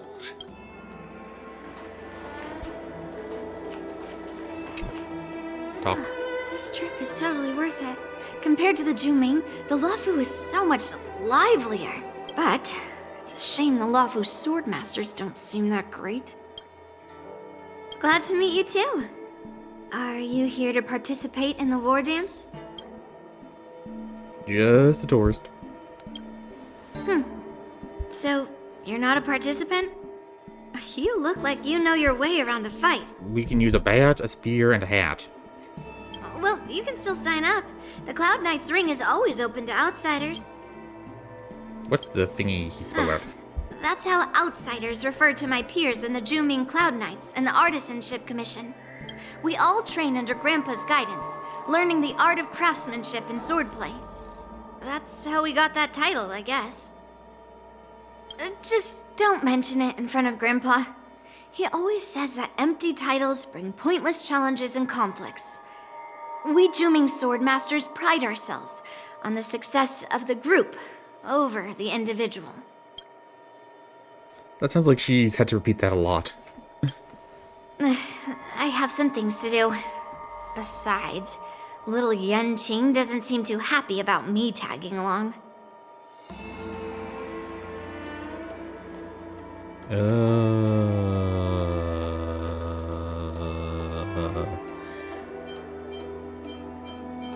But she did. I'm horrible with these decisions. She did take it. But you did take it. Yeah, you're right. I took it with my skills. So I guess you can say I'm a robber or something. How dare he imply I'm a thief? Totally different. Okay then. I don't see how. Besides, the sword seems scared of its own master. I'd like to ask him. You claim to cherish your sword as your life, yet you don't even recognize the state it's in right now? We don't know about sword to answer that. I didn't intend to keep his sword. I was planning to take this chance to return it to him. But now, I've changed my mind. I'll give that poor flying sword some proper maintenance.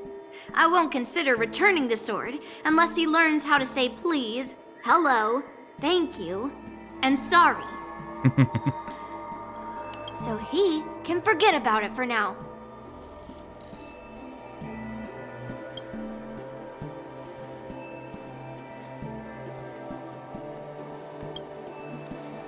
She's a wanderer. Hey, Don Hung. I thought all the Xianzhou generals were like Jingliu. But that General Huaiyan, he looks so thin and scraggy, as if even a light breeze would knock him over. Is that old man really an Arbiter, General?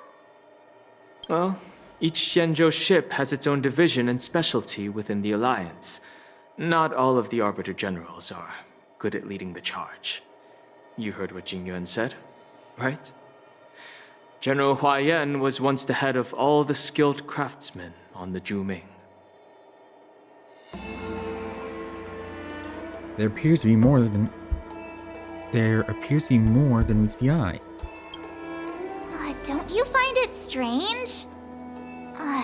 Do Xianzhou people age?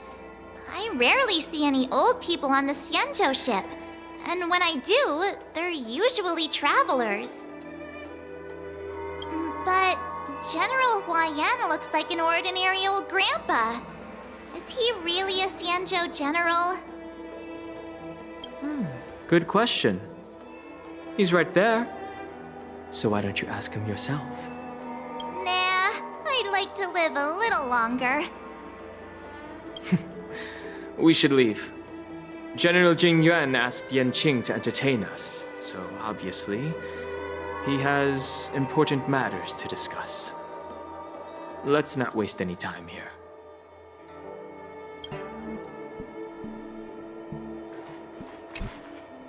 This is the report Qing Zhu just sent me. Let me... Looks like the General has given me a tough challenge. He wants me to try and help put the IPC's mind at ease. Is this some kind of test from the journal? Well, it's not exactly a test. As Cloud Knight officers, we not only learn the art of war and martial arts, but also occasionally have to handle diplomatic disputes. It's just, you know, talking things out isn't as straightforward as duking it out with weapons on the battlefield. This is especially true when you're up against the IPC, with their non-stop corporate babble. Well, let's not worry about that for now. Shall I take you to the inn? Let us go.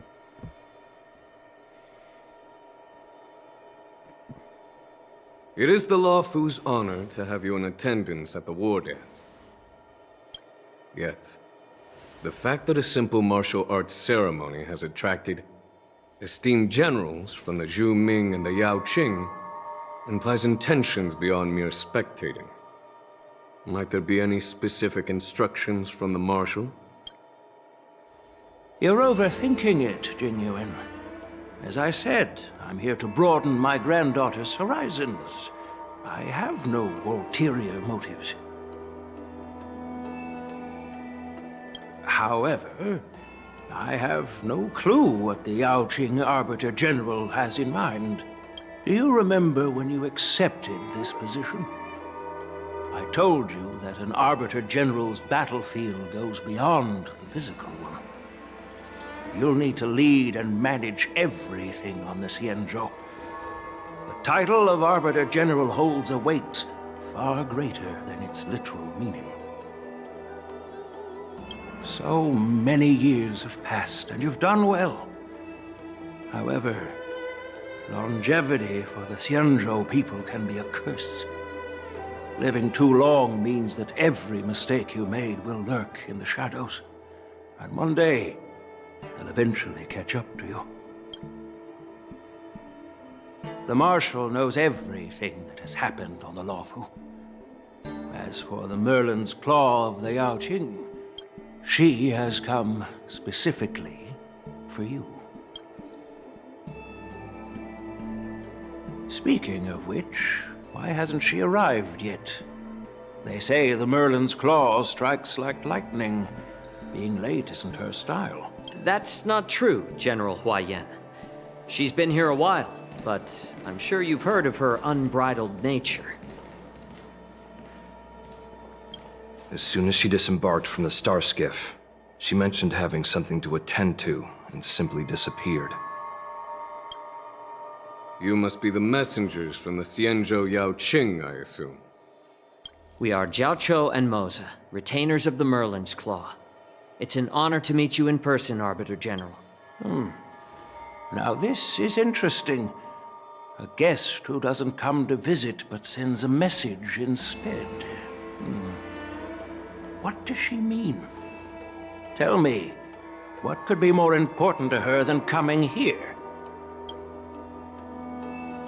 Master heard about a spectacular view in Scale Gorge Waterscape. I believe she went there to enjoy it. Okay then. I'm guessing this general has... What's the word I'm looking for? Flights of fancy? A spectacular view? Ha! Did you hear that, Jingliu? This person is being sarcastic. Please do not misunderstand me, General Huaiyan. I was simply stating the truth. Master thought it would be inappropriate to keep you waiting, so she sent us here. Once she's finished with admiring the scenery, she'll personally come and apologize to the both of you.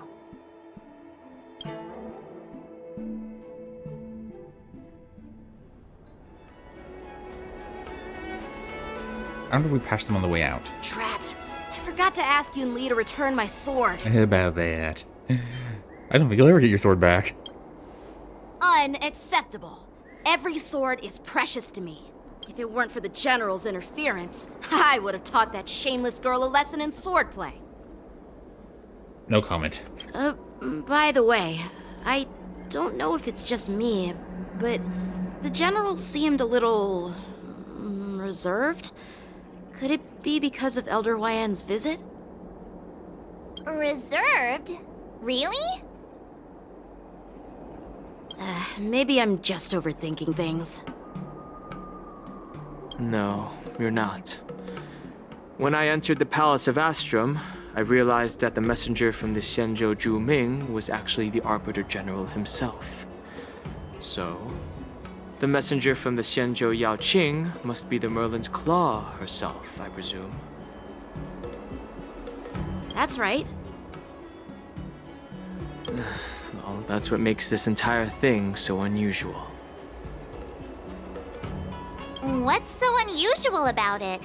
They simply received an invitation from Jingliu, just like the crew, right? The war dance is just a small festival. And now we have 2 Arbiter Generals from other Xianzhou ships here. I'm afraid they're here for something more. Maybe they've come to hold Jingliu accountable for the Ambrosial Arbor crisis? Hold him accountable? Come on, didn't the Luofu fall victim to the disciples of Sanctus Medicus and the Antimatter Legion? Why would they blame the victim? Danshu's rebellion and Ventilia's scheming are merely one side of the story to the other Arbiter Generals of the Alliance. Only a single piece of incontrovertible evidence remains, creating an endless source of potential complications. The Ambrosial Arbor. Yes. It's undeniable that the plague mark, which was subdued by the Xianzhou Luofu, has resurfaced. But was it really a conspiracy instigated by the Antimatter Legion? Or does it, once the spark of suspicion is kindled, it proves hard to extinguish?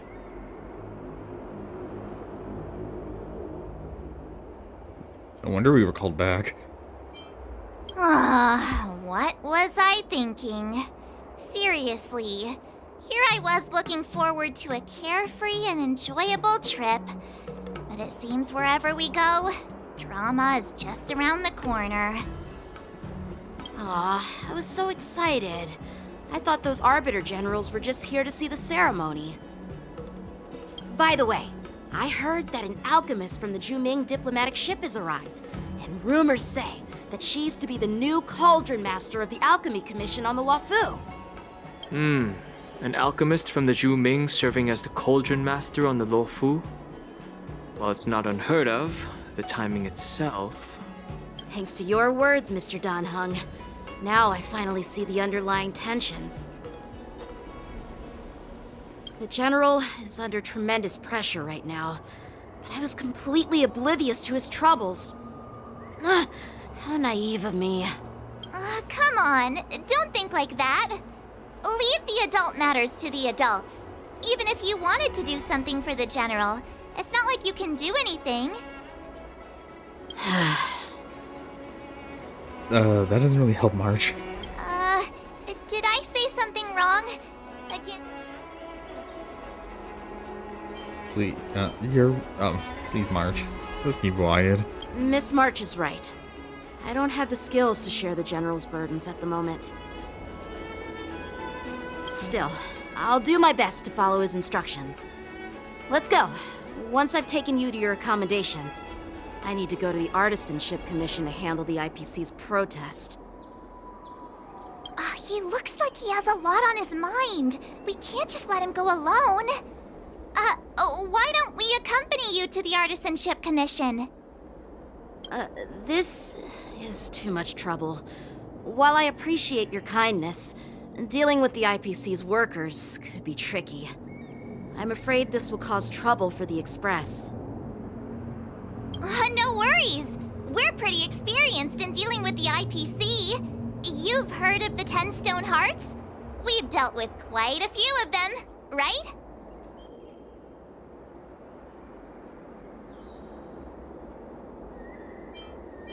Stop. I don't want to end up with a lawsuit.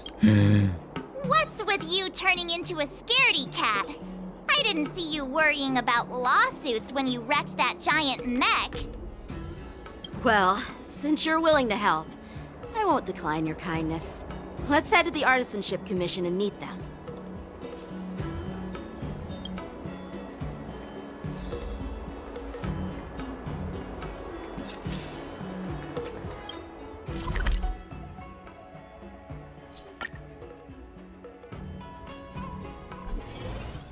Can I really reason with you Xianzhou people? I think I get it now. In your words, this is called looting a burning house, right? But I am trying to reason with you here. Oh no. Scott. Good quality, good price. Hassle-free chartering. Ugh, that toxic voice sounds familiar. Haven't I heard it before in Arum Alley? You know what? This isn't my first time dealing with the Skyfaring Commission. I can handle your unreasonable ways. But straight up snatching IPC cargo, isn't that going a bit too far?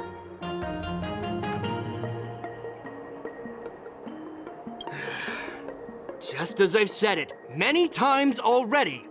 Once we've inspected the cargo and completed the security check, you can be on your way. Is there something wrong with your ears, or is it just your brain? I'm hearing you loud and clear. I'm thinking clear. And my answer is crystal clear. Not a chance. Keep detaining my cargo and I'll file a complaint directly with your general. Oh, I'm gonna be mean. Did I just hear a dog barking? You jerk! Who are you calling a dog? Wait, why are you here? You're staying on the Xianzhou, are you? What terrible luck! Wherever you go, disasters aren't far behind! Aren't you the guest from the Astral Express? What brings you and Yanqing to the Artisanship Commission?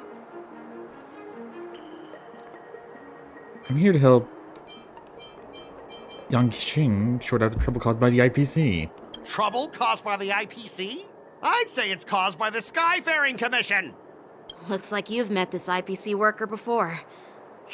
I'm not sure if that's a good or a bad thing. I was sent here to deal with the IPC protest, Miss Shikui. What's going on here? As you know, this IPC transport ship was attacked by the Borisin and rescued by the Juming's diplomatic ship. Then the Cloud Knights were instructed to bring it back to the dock for repairs and inspections. And this is Mr. Scott, the person in charge of this transport ship. So, you're Scott. I've heard him mention you. Weren't you kicked off the Lafu before? Why did you come back? Like I wanted to come back. I thought I'd just dock at the harbor for repairs and leave this forsaken place for good. Little did I know, as soon as the ship entered the harbor, a bunch of Cloud Knights showed up and snatched all our cargo from the hold. What do you mean by snatched? I've told you 1,000,000 times. It's a security check. Then why did you bring the cargo to the Artisanship Commission? You even brought in some shady craftsmen. It's obvious you're trying to steal the IPC's patented technology. Listen here. Firstly, the Skyfaring Commission detected dangerous items that could possibly be weapons in your cargo hold. That's why they called me here, to double-check. Secondly, where the heck did you get the idea that I'm a shady craftsman? Even if there are dangerous items, what do they have to do with you? It's not even being shipped to the Lafu. We'll just fix the ship and be on our way. We won't unload our cargo here. But you'll have to stay in the port for several days before your ship is repaired and you can take off again. How can we just leave unchecked items sitting here? I understand, but we don't need to disassemble the cargo if it's just a security check, right? In most cases, we don't. However, our scans discovered that the cargo doesn't only contain machinery, but also some substance that resembles biological tissue. Biological tissue? Does this crate contain living things? I'm afraid we'll need to wait for the Alchemy Commission for further confirmation. In any case, according to our regulations, we need to unseal one of the crates for further examination. But this IPC specialist has been hindering us on the grounds of patent secrecy. The Alliance's regulations on biological products are very strict. Without further inspection, there is no way for the Skyfaring Commission to release the cargo. Oh, really? Fine! If anyone lays a finger on that shipment, they'll have me to deal with. It doesn't matter if it's mechanical or biological. It's none of your business. I'm filing a complaint against the Skyfaring Commission's ridiculous regulations. This Mr. Scott seems stubborn and difficult to persuade. Honestly, I really don't want to have a vicious confrontation with the IPC. Well, I know a thing or two about convincing Scott. I heard how you helped R. O'Malley. The IPC representative back then was Mr. Scott, right? Since you've dealt with him before, it looks like I'll have to rely on you again. What are you guys whispering about over there? Just hurry up and give us back our cargo.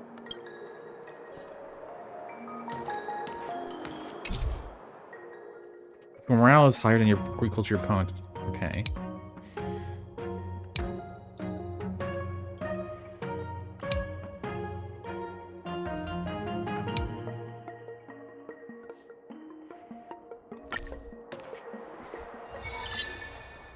As I recall, this guy won't listen to reason and can only be persuaded with intimidation.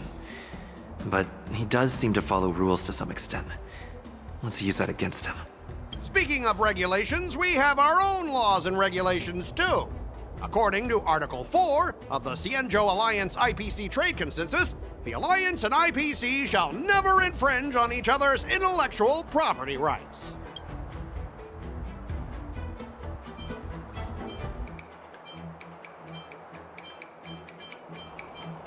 Okay.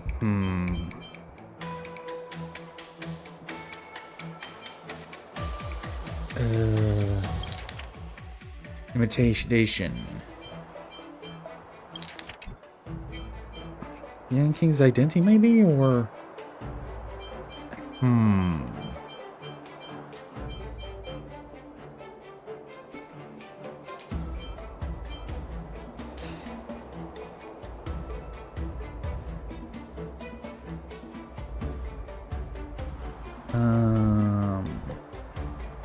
he doesn't follow the rule. What does he? He follows the rules, so maybe too early to make me angry. Let's just try legal. The Alliance can sign a non-disclosure agreement with you. That way, you won't have to worry about any infringements, right? We can sign a mutually acceptable non-disclosure agreement in accordance with the IPC's rules. Well, that makes sense, but how can we trust you to honor the terms? Even if we set aside the secrecy of intellectual property, these prototypes built by the Intelligentsia Guild are incredibly valuable, beyond your wildest imagination. If anything goes wrong, you won't be able to pay for it even with your lives. Violence now.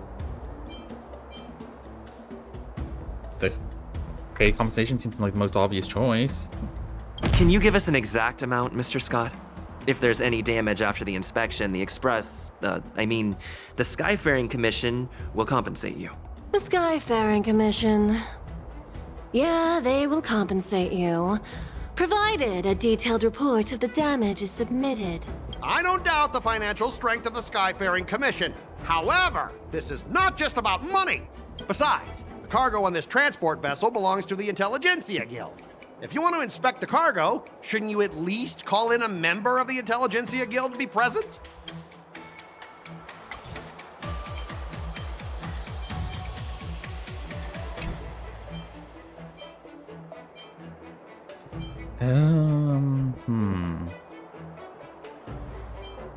Do we really have any connections to the Intelligentsia Guild?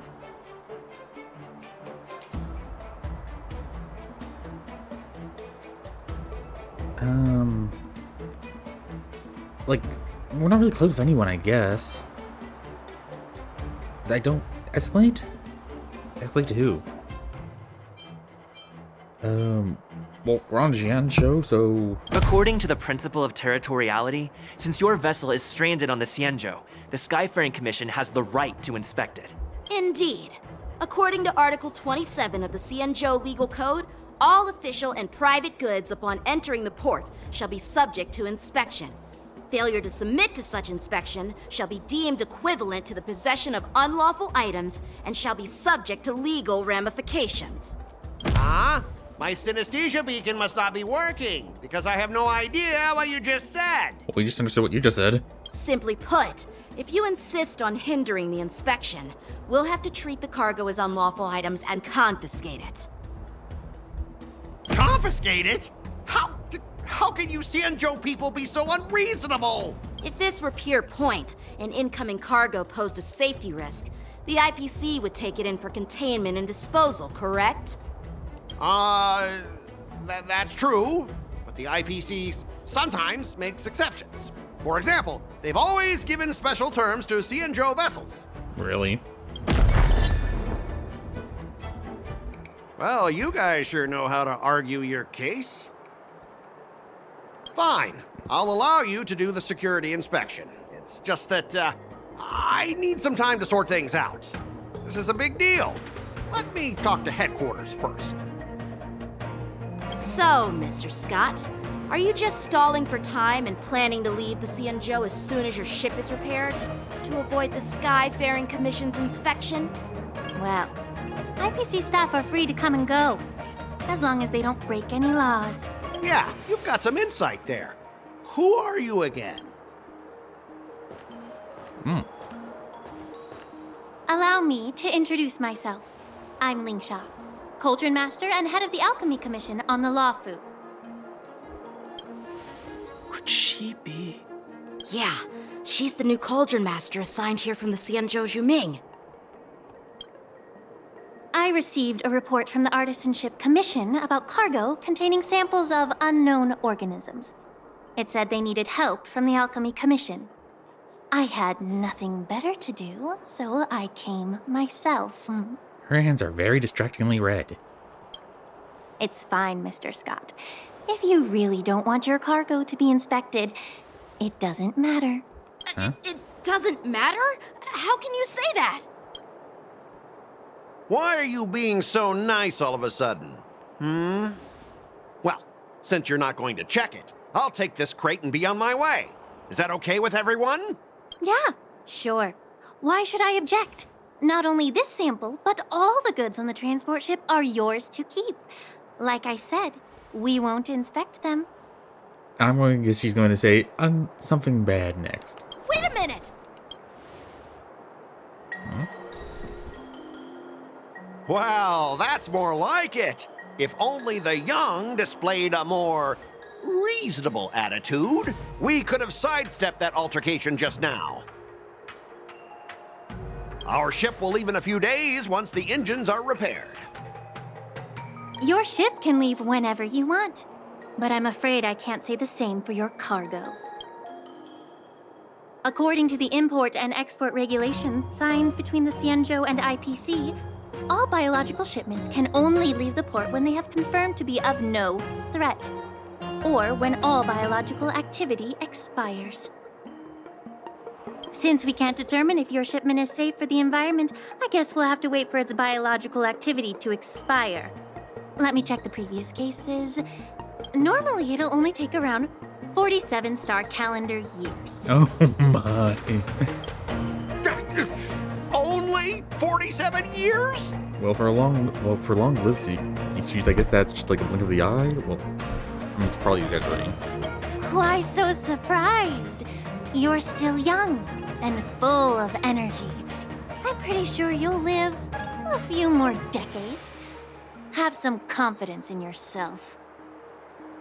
Ha! Typical of a long-life species. Your words are dripping with sarcasm. While you may not care about time, I do. I'll be demanding double compensation from the Skyfaring Commission for every minute wasted. Sure thing, Mr. Scott. You seem pretty confident that your career and life will last long enough to witness this victory unfold.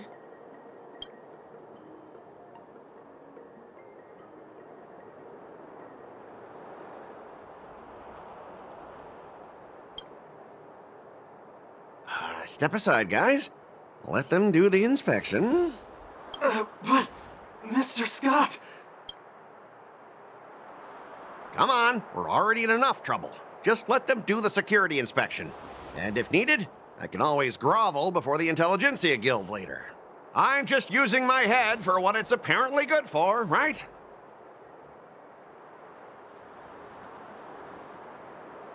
I'll be nice. Sorry for the trouble.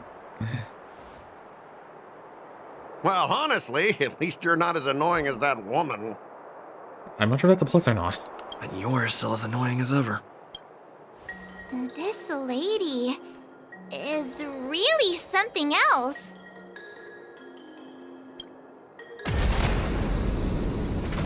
Is this the IPC product? Listen up. Any damages caused by inspections will be filed with the IPC.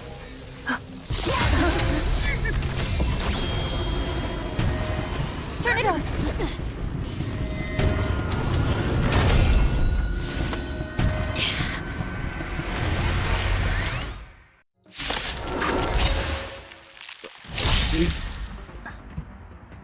Huh? You just literally tapped it. Oh, how unexpected. That was a surprise. No good.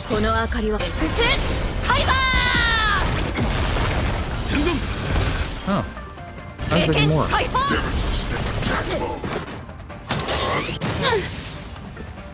Dreams do come true. These are abnormal. Karado Boru! Trace home!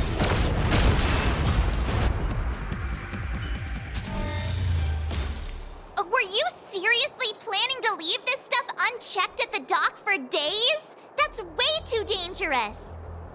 I had no idea about it. You must have accidentally triggered the cargo's defense program. I don't think trying to shift the blame is a wise choice. But seriously, I don't know why that thing suddenly started moving. I swear on the Amber Lord. He seemed sincere for once. Enough.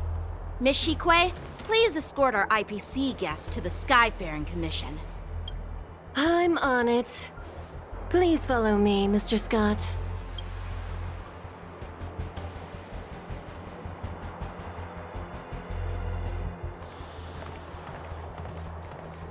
Our preliminary inspection shows that there is indeed hidden biological tissues inside, just like the craftsman feared.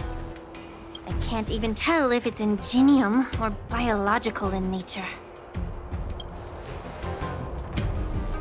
The core of this device is what they call wetware in industry slang. To put it simply, this machine operates with a kind of biological nerve as its control center.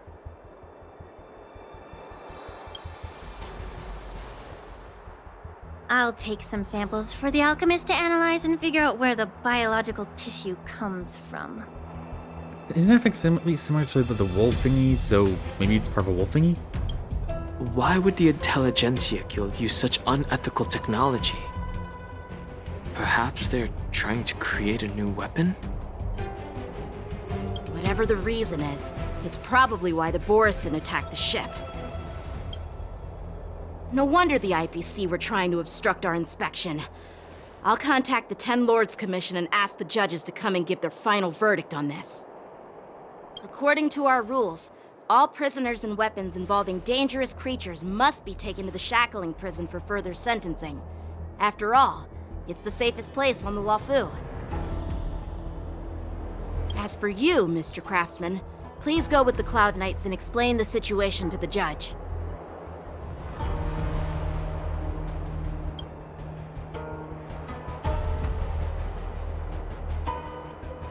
I had a feeling that the IPC members would cause trouble, but I didn't think they'd be this tricky. Thanks for your help, Miss Linksha. I should thank you for saving my life. Your sword skills were impressive. Taking down that big guy. I thought the General's retainers were all burly martial masters. I didn't expect Yanqing to be so... Petite? Yeah, exactly. Or is it young? He's young. As for you, you must be the guests from the Astral Express, right?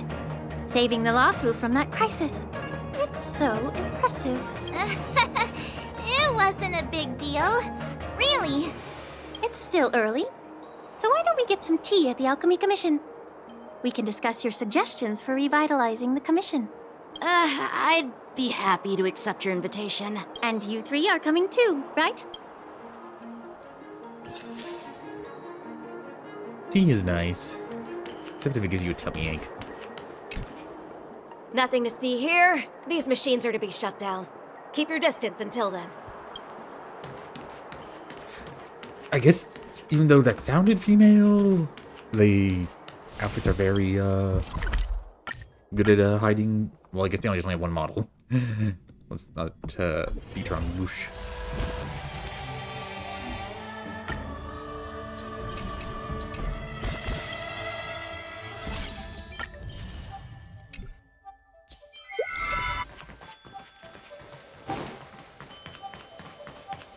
Why am I going the long way around?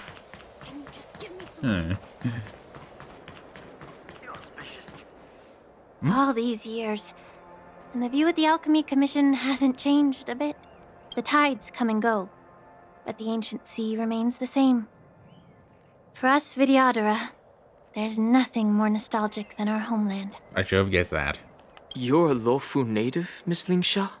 Yes, I grew up here, listening to the sound of waves while researching prescriptions with my mentors and peers at the Alchemy Commission. It's kind of sad, isn't it? Everything changes but somehow remains familiar. Just like you, Don Hung, I traveled far from home, and now I've returned. Seeing the familiar scenery brings back a hint of nostalgia. The view here would be even better without the ambrosial arbor. Oh, really?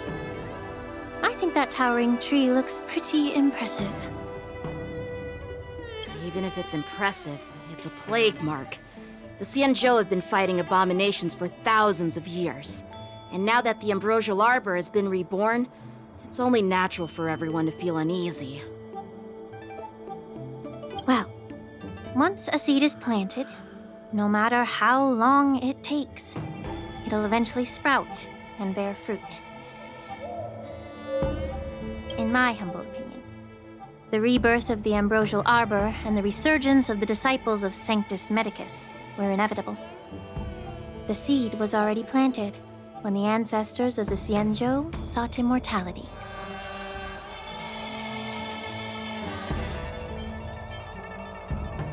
I thought we were here to have some tea. Where's the tea? My bad. Well, since you went through the entire ambrosial arbor crisis firsthand, Dan Heng and Lieutenant Yanqing, I'd like to discuss something with you. What would you like to discuss, Miss Lingsha?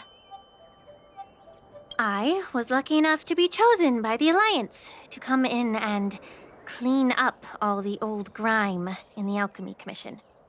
Honestly, the Alchemy Commission is riddled with problems and has reached a point where fixing it seems impossible. I'm looking to remedy this problem, but was wondering if you could provide any insights. Well, even though I'm a Vidyadharan like you, I'm an outsider, just like my companions here. I can't really say much about a remedy, but I do have a piece of advice, Miss Lingsha. The Vidyadhara and the Alchemy Commission on the Luofu have always been intricately connected. If you cannot distance yourself from these ties, Miss Lingsha, changing the situation within the Alchemy Commission may be quite challenging. I may not know about politics, but I do know that the disciples of Sanctus Medicus have been operating within the Alchemy Commission for years. If you're determined to root them out, maybe you should discuss it with the General. I see. Thank you for your valuable insights. While the Lux Arrow from the Rainbow possesses unparalleled power to sever the Ambrosial Arbor, it can't sever mortals' desire to prolong their existence. Okay, your hands are just very distracting. Just like how the Cloud Knights can eliminate the remnants of the disciples of Sanctus Medicus, but are unable to calm the hearts and minds of the people within the Alchemy Commission. Our Xianzhou forebears knew this well, and that's why they entrusted the duty of guarding the roots of the Arbor to the Vidyadhara. However, the Vidyadhara are still only mortal beings. 30 years ago, my mentor served as Alchemy Commission's Cauldron Master. She recognized the emerging undercurrents and sought to cleanse the source of the disturbance. Unfortunately, even though she was skilled in the art of healing, she didn't understand the human heart or how to eliminate the sickness lurking within the depths of the Alchemy Commission. In the end, she was framed and exiled to the Juming. I was also implicated and had to leave the Lafu. And guess who arbitrated the case and handed down the sentence? None other than General Jingliu himself. Awkward. What? You heard it right. The ones responsible for the corruption in the Alchemy Commission are not just the remnants of the disciples of Sanctus Medicus, but even the Divine Foresight himself. He probably had some reason that we just don't know it. Awkward. Again. Alas, why is your face turning pale, Yanqing? Don't worry about it. I understand that when someone holds a position of power, they may sometimes have to make tough decisions. I won't hold any personal grudges against him. Besides, at our age, holding personal grudges is a luxury we can't afford. Lingsha, you're back! I've been waiting ages for you. You again. Awkward. Yunli! Why aren't you with your grandpa? What brings you to the Alchemy Commission? Doesn't it hurt to walk in bare feet all the time? Well, let me take this opportunity to introduce you to Yanqing. They've met.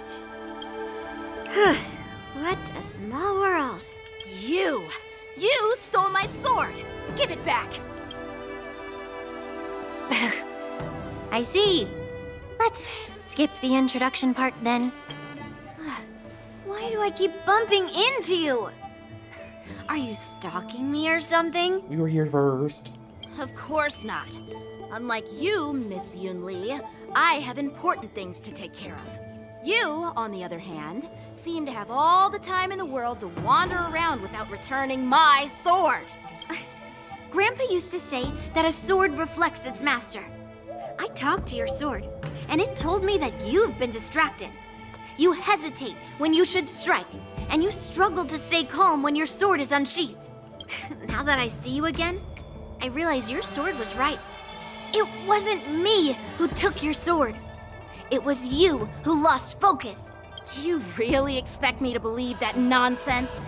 I've been taking it easy on you because you're a guest from the Juming, but you're not taking the hint. Don't people from the Juming know you're supposed to return what you've borrowed? Just look at this flying sword. Even if I gave it back to you now, it'd just be taken away again in a few hours. You know the Cloud Knight saying, a Cloud Knight must never let slip their weapon. Yes? Well, sure, I can give it back to you now, but on the battlefield, that's a whole different story. Fine! You don't have to give it back, because I'll take it back myself!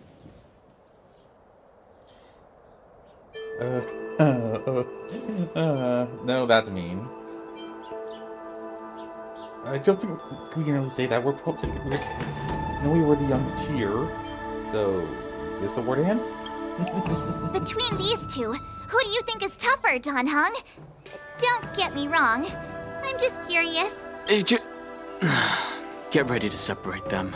It is my first day at the Alchemy Commission. A brawl is definitely not how I imagined celebrating. Well, since you don't approve, I won't draw my sword here. I didn't mean it in that way. Since you've already drawn your swords, you'd be disappointed if you didn't get to test one another, right? I've received reports that the delves near the Alchemy Commission are still infested with abominations. Seems like my predecessors left quite a mess. So, if you two want to determine who's better, why not focus on them instead of each other? Clearing out some abominations? Sounds boring. It's the Cloud Knight's duty to eliminate those abominations. You don't have to ask me twice, Miss Lingsha. I'll help you get rid of them. Oh, you think you're the only one who knows how to behave? If Lingsha needs anything, I'll gladly draw my sword and help her out. It's literally like watching two little children going arguing each other. It's so heartwarming to see both of you being so sweet and caring. So then, shall we get going? You can hear the frustration and annoyance in her voice. And let's be sarcasm. Ever since the disciples of Sanctus Medicus were eradicated, their experimental abominations have been festering here. If you want a contest, I'll be the referee. The one who kills the most abominations within 15 minutes wins. Lingsha, as always, you're still an expert in making unpaid work sound so noble and grand. It's for your own good, little Yunli. While you desire to compete against each other, I don't want to see either of you getting hurt. That's really thoughtful of you, Cauldron Master. So, are you both ready?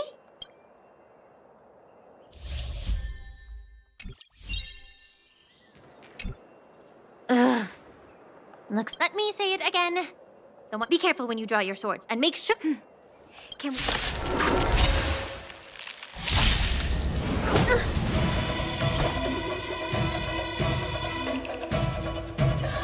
I am the Unlimited Blade Works! I didn't expect someone who can't even hold on to a sword to actually have some skill. Maybe they should have kept stay wrong. Time to test our rapport. Specimen sighted.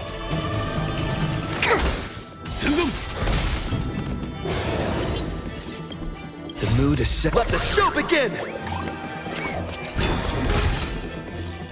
Karado Borg! Tore Son!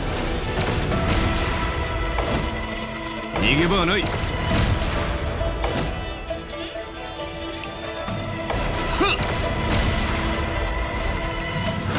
I think something bit me. Strike with heart! Through clouds! Take your positions.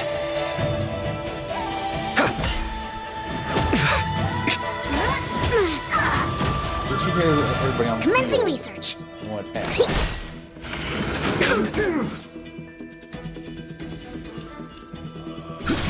How many can you block? Blade and flight! Did the rhythm get messed up?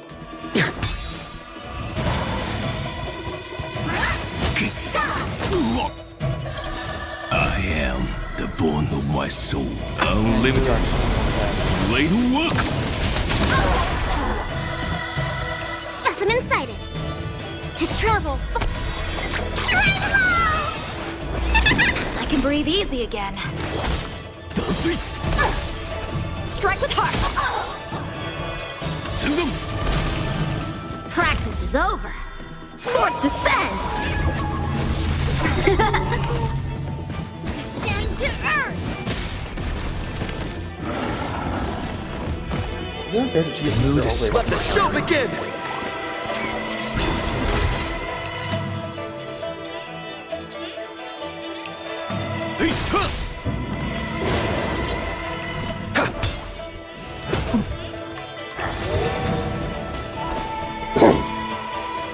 Blade and flight! Commencing research.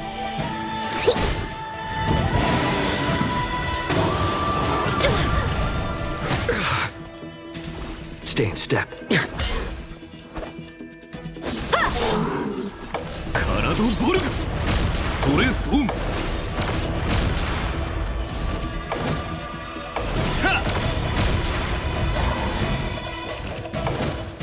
どこに行く Stay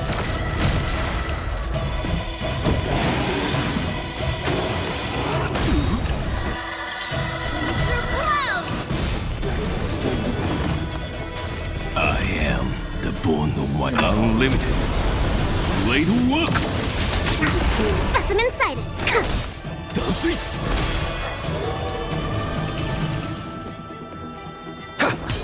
Senzan! Time for swordplay! 懲りないやつだ。カラドボルグトレースオン I win, Miss Yunli! He sounds like he doesn't believe it. You got lucky.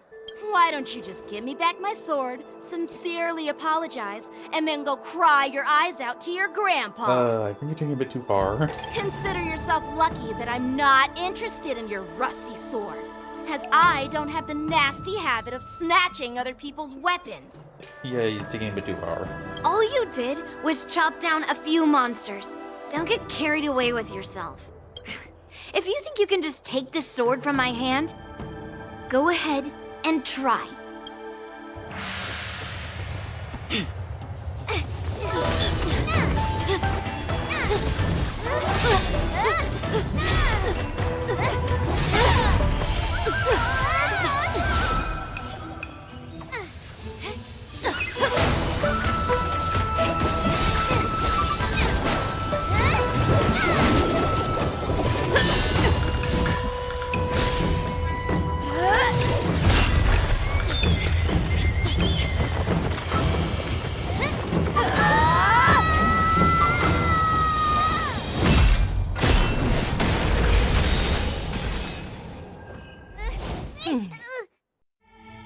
Okay, the last Well one. fought, my young friends. However, both of you have shortcomings. One of you focuses on dodging and weaving, while the other relies on brute strength, trying to take down targets with a single strike. Both of your tactics and techniques are lacking. Who are you? Me? I'm just a patient seeking medicine from the Alchemy Commission. A passerby, if you will. And you just stop their swords with one hand each. I thought I'd see my fill of impressive fights during the war dance. Yet here I am, able to witness a remarkable fight at the Alchemy Commission, of all places. Well, the Lawfu is never short of surprises. However, I have a small suggestion for you. Why don't you settle this dispute fair and square in the war dances ring? That way, you can resolve your differences with a proper duel and put your grudges behind you. Grudges? No, not at all. Yunli and I, we were just sparring. Right. Sparring? You summoned your flying swords and she swung her sword with full strength. No grudges between you. I don't believe it. Aha! What brings you here, Lady Fei Xiao? Have you finished your health consultation with the Dragon Lady? Fei Xiao? Grandpa always talks about you. Could it be that you're... The Merlin's Claw of the Xianzhou Yaoqing? Looks like I'm quite famous on the Xianzhou Lawfu, too. Of course. Everyone has heard of the Vanquishing General. Known to all and unbeknown to none. Vanquishing General? Isn't that title a bit too narcissistic? I don't like it. Ooh, I heard there's a dozing general on the Lawfu, so I came up with a humble nickname for myself. The Lacking General. Lacking in worries, regrets, and rivals. He has a lot of regrets. Sounds much better, right? Yeah, that's a befitting title that sounds both humble and impressive. Now that the sparring session is over, Yanqing and Yunli, shouldn't you politely thank General Fei Xiao for her guidance and bury the hatchet? There's an explicit tone of voice saying, do this. Here's your sword. Keep it safe. Or it might get taken away again.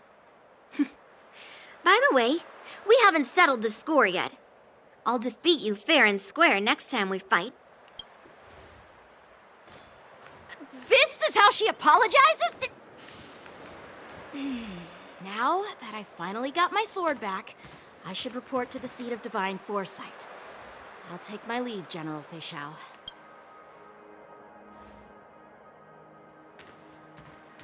Oh, by the way, Miss Linksha, if you've got some free time, I'd like to invite you to the Seat of Divine Foresight for a chat with General Jingliu. I think there's more to those personal grudges you mentioned earlier. Did Duncan disappear? Thanks for stepping in, General Feixiao. Otherwise, I'd have had to knock them out with my incense. Not at all. Just doing what you asked. How about we call it even as payment for the healer lady's consultation?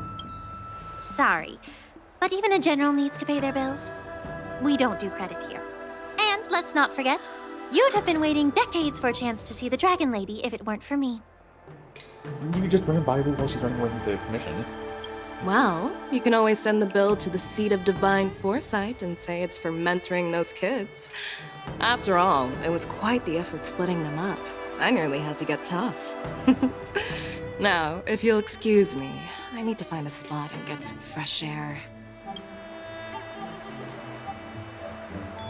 There's no fresh air there? Oh, Don Hung now? Nope. Back already? You've met with Jingliu and wandered around for a few hours. So, what do you think? It appears that the Divine Foresight is using this war dance as a show of strength to convince everyone that the Luofu is prospering after the Ambrosial Arbor crisis. But... I know you're going to say but, right? But the influx of people attending the war dance is like a breeding ground for disorder and rumors. One wrong move, and the Luofu could be in a world of chaos. The Cloud Knights on the streets remain vigilant, so at the very least, General Jingliu is aware of this. As for other matters, I'm unable to say. I'd prefer to be excused from future meetings with generals. I'm just a military healer. And now all of a sudden I'm thrust onto the center stage having cordial chats with two generals? My work doesn't lend itself to being in the limelight either. Just stop whining. At least you're in one piece, right?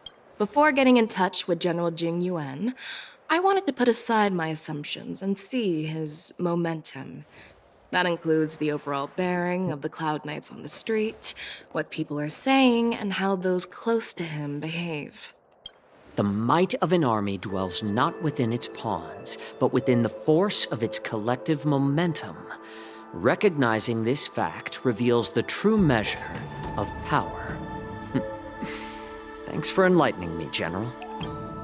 A perfectly clear statement turned confusing thanks to your translation.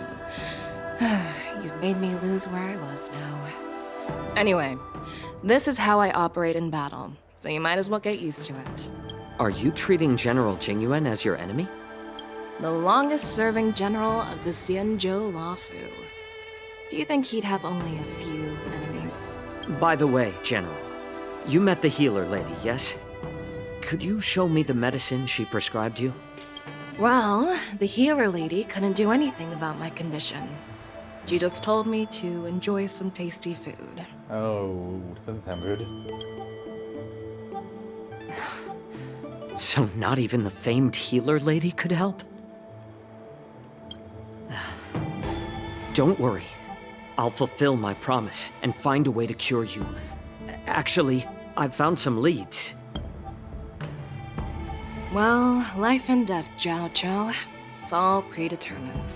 Upon starting my military career, I made a pledge that the rest of my life would be dedicated to being the Xianzhou spearhead, hunting down the abominations of abundance till the end of my days. As long as I can fulfill that deep-seated desire, I don't care how long I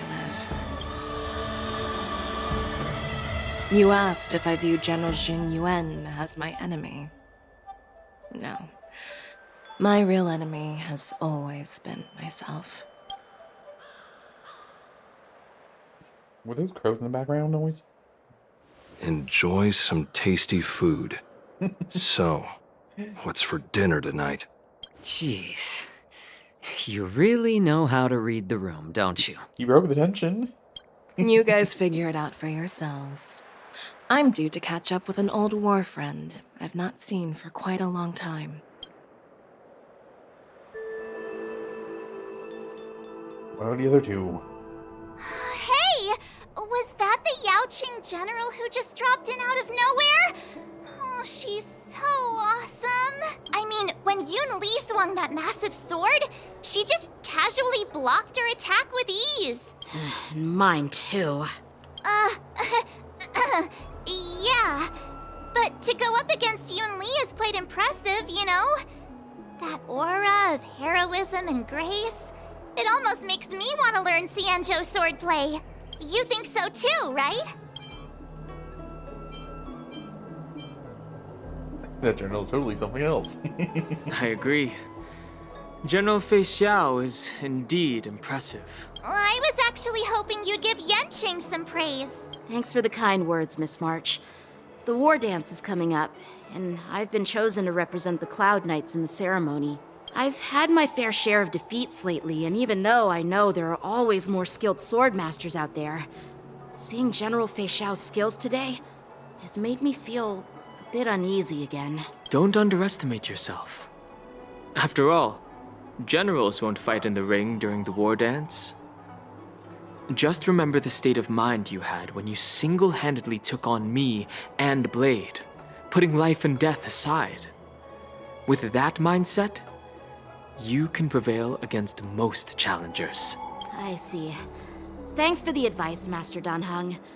By the way, now that today's events are over, General Jingyuan wants to invite all of you to the Seat of Divine Foresight.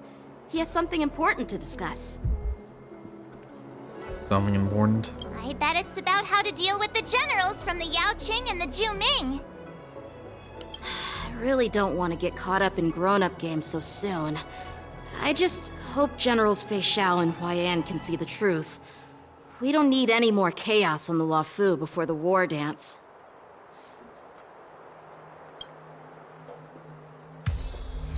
A crossing of blades and hearts. I'm guessing this is... Oh, 20 enemies. I thought it was... I didn't know what I thought it was.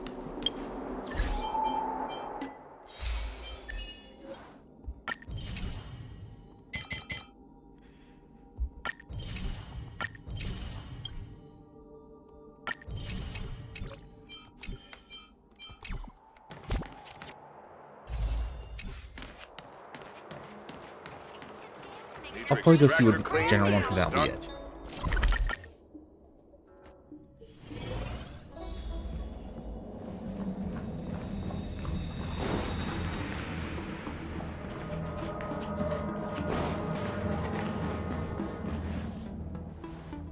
Earlier at the Palace of Astral, I introduced these guests from the Astral Express to you, Elder Huaiyan. But with all the people around, we only exchanged pleasantries. Now, I'd like to officially introduce them to you. These three braved great dangers, accompanying me to perilous places, defeating the chief culprit Vantilia, and uncovering the conspiracies of the disciples of Sanctus Medicus. If you wish to know more, please, feel free to ask us. Well, I skimmed through the reports about the Arbor's rebirth from the Master Diviner Hu Xuan. She's been summoned to the Yu Chui for questioning. There are a lot of doubts within the Alliance about this whole situation. But despite all that, I believe in you. Since you joined the ranks, you have repeatedly achieved remarkable feats. After the High Cloud Quintet each went their separate ways, despite the many criticisms within the Alliance, the Marshal still stood firm against the dissenting voices and entrusted the Luofu to you. Over the years, you've served the Alliance with loyalty and wisdom. You've taken down abominations in Thalassa, rescued the Xianzhou Yu Chui from a siege, and destroyed the demonic planet summoned by the denizens of abundance. I still remember those battles vividly. There are fools who doubt your loyalty. They're happy to see the divine foresight fail because it gives them some kind of sick satisfaction. They haven't achieved anything of their own, so they feed off the failures of others. But I've seen enough failures in my time, and I want to believe that your loyalty has never wavered. So, General Fei Xiao of the Yaoqing is the only one investigating the Ambrosial Arbor crisis on behalf of the Alliance? No. I am too. This old man's words always catch me off guard. The Marshal ordered me to come to the Xianzhou Laofu, but the document only says, attend the war dance and listen to Fei Xiao's questioning.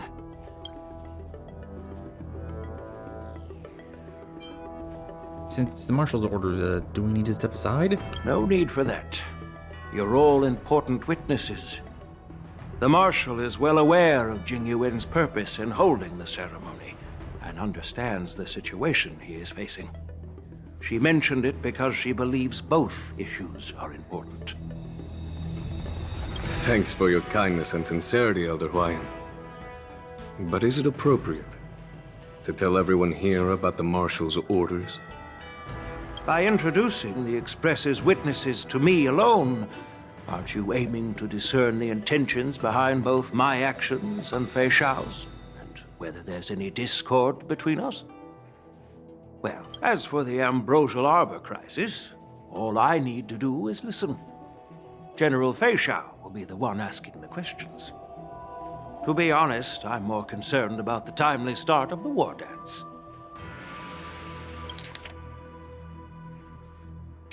Oh, by the way, I've prepared a gift for the war dance.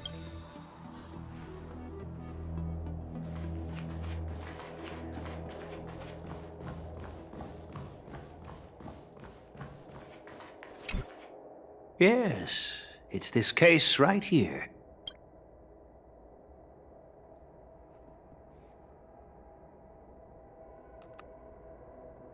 It looks okay. There will be numerous contests and celebrations during the war dance, and the main event will be the Ringmaster's Challenge. The host will dispatch a skilled warrior to take on challengers from all over the cosmos, showcasing the excellent martial arts of the Xianzhou Laofu. When you mentioned that the Astral Express would be attending the ceremony, I thought the High Elder of the Laofu would be the Ringmaster. You humor me, Elder Huayan. The healer lady is just a young lady who knows nothing about martial arts. How can I assign her as the ringmaster? I'm no match to you when it comes to joking. What's this box for? Why don't you open it, General Huayan? This sword case is intended for the War Dance's award. It's empty now, but in a few days, a precious sword will be delivered and stored inside. I don't mean to boast about our skills, but this sword represents the pinnacle of the Zhuming's craftsmanship. It has a legendary history, full of heroic tales from foreign lands, tales that are too detailed to be summarized in just a few words. Since the delegation delivering the sword hasn't arrived yet, I'll just leave the case here for now. I've been wondering who would be worthy of such a sword. And then it hit me. I can award it to the champion of the Ringmaster's Challenge. The ceremony's champion is sure to be a perfect match for the sword. Moreover, I hear that Yanqing is an excellent swordmaster, and that he will be representing the Laofu as the Ringmaster, so it seems like a perfect gift for him. Thank you for your generosity, Elder Huayan. If you want to give me a sword, just say the word, Grandpa. No need to beat around the bush. You've got confidence, my girl, but I don't think you can best Yanqing. I know you're all about swords, Miss Yunli. It's just a shame that it's the sword that ultimately chooses its rightful master. Yeah. And even if someone gets their hands on such a precious sword, it'll probably end up in someone else's. The outcome of our duel at the Alchemy Commission is still up in the air. Since you're interested, why don't you represent the Xianzhou Juming and challenge me in the ring? That's exactly what I had in mind. Nobody knows who's gonna come out on top. It could be me, could be someone else. It'll probably be me. But whatever happens, it won't be him.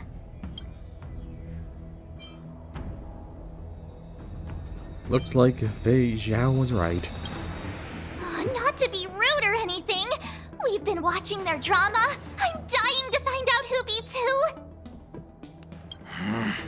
Quiet down. We have other guests here. I've prepared this sword to add some excitement to the ceremony, not to have you two squabble. It's not a good look for the Alliance. While you both seem confident that you'll win, you need to remember there can only be one winner and one loser in the ring, which could lead to hard feelings. Actually, I have an idea. We don't know who the winner will be, and it might not be either of you. But if you're eyeing that prize, you'll need to work together. I want you to take on an apprentice who will take part in the war dance and win at least one match. How does that make sense? In my humble opinion, while a Cloud Knight is commendable by securing victories, it's even more so to pass on your skills and spread the way of swordplay. I'd be greatly pleased if this apprentice could represent the Express in the war dance by displaying their Cloud Knight flair and prowess. Well, Elder Huayan's idea is quite interesting. Imparting swordplay skills requires teamwork, and both the winner and the loser will learn a valuable lesson regardless of the outcome. The question is, whom should the two of them take as an apprentice? Huh? Who? Wait, me? I noticed just now that Miss March seemed quite interested in the outcome of your sword fight. So I thought, why not teach her the art of swordplay? Wait. Are you serious, General? Yep. Why am I being dragged into this all of a sudden? I've never practiced swordplay before. I'm a total newbie. You really think I can learn it? Well, you'll probably realize I have no hope and give up on me. And that'd be so embarrassing. Oops. Things are already Why don't you just done that? complicated enough as they are. He strikes like lightning. Does Mr. Don Hong really need anyone's guidance? As for Miss March, she's like a piece of jade in the rough, just waiting to be shaped. I appreciate your kind words, General YN. But won't teaching me swordplay be a waste of Yanqing and Yunli's time? They should be preparing for the ceremony. Oh, plus, I heard that each swordmaster has their own special moves. What if they let something slip while teaching me? If everyone knows each other's tactics, won't that mean everyone's stuck in a stalemate and unable to end their fights during the war dance? That's considerate of you, March 7th. But don't worry. It'll take you at least a decade of hard training before you can even start learning special moves. No need to freak out. A few Juming swordplay tricks will mean you'll be more than equipped. Really? Looks like March's curiosity has been piqued. The whole point is to know each other's moves. Defeating your opponent in just one move? How boring would that be? Plus, what really decides a swordsman's fate isn't some special move. It's the solid fundamentals. So Miss Yunli has already agreed. What do you say, Yanqing? General, I haven't graduated yet.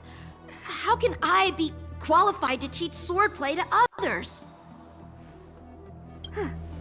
So you're admitting your defeat, huh? If you're not even confident to teach, why don't you let me be the ringmaster instead? Yanqing, Teaching an apprentice is also a way of honing your own skills and gaining insights. You've been an apprentice for years. It's about time you looked at swordplay from another perspective. I see, General. Then count me in. Now that Yang Cheng has agreed too, it all comes down to Miss March giving her nod. It's up to you to make the final decision, March. But all the stuff, all the pressure on her. Time for you to become the best swordsmaster on the Express. Don't be a walk in the park, that's for sure. It's all up to you, though. I understand. Then I'm on board. Thank you for your kindness, General Huayan. Excuse me. Excuse me. Great! Starting tomorrow, Yenqing and Yun Li will teach you the basics of the Cloud Knight's swordplay. Yun Li and I will head out and purchase some sword practice equipment for Miss March. Think of it as a little initiation gift. You're too kind. Wait, you're giving me a gift? Shouldn't it be the other way around?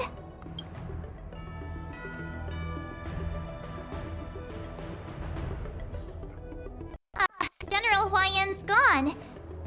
Wait, why does something feel off about what we talked about?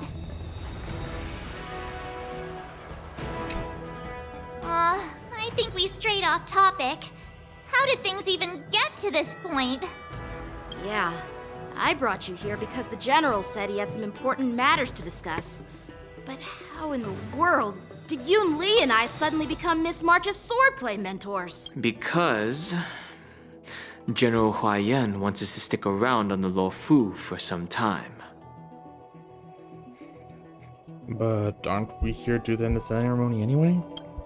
But from his point of view, we're no different from all the other tourists who may leave at any time. Since the crew's actions were mentioned in the Luofu's operations log that was given to the Alliance, he probably wants to see firsthand if we're as capable as the report claims, or if we're just some made-up excuse to save face. And he wants to see it for himself during the war dance, which is why he even dragged Yun Li into this. What began as a simple contest between two swordmasters has now evolved into you two collaborating to mentor March. Elder Huayan is still that tricky general who likes to give everyone a headache. My apologies. Truth be told, I invited all of you to the ceremony because I wished for you to act as my witnesses. Now, I apologize for not disclosing this information earlier. In the coming weeks, I'll also invite all of you to a meeting with General Fei Xiao, where you may need to answer her questions and clear up any doubts she might have. So please, be prepared for the meeting. No worries. Answering a few questions is no big deal. Don't worry, General. No matter what happens, I'm prepared to stay here as the Express's witness and answer any questions. Thank you, everyone.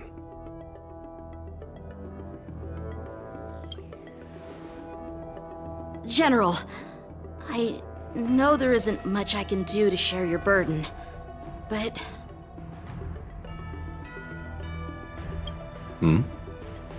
As the Luofu Ringmaster, I won't let anyone defeat me in the war dance.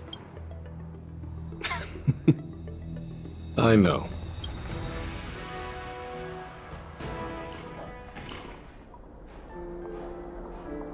The illustrious Merlin's Claw waiting for me? And for so long, too? It's quite an honor.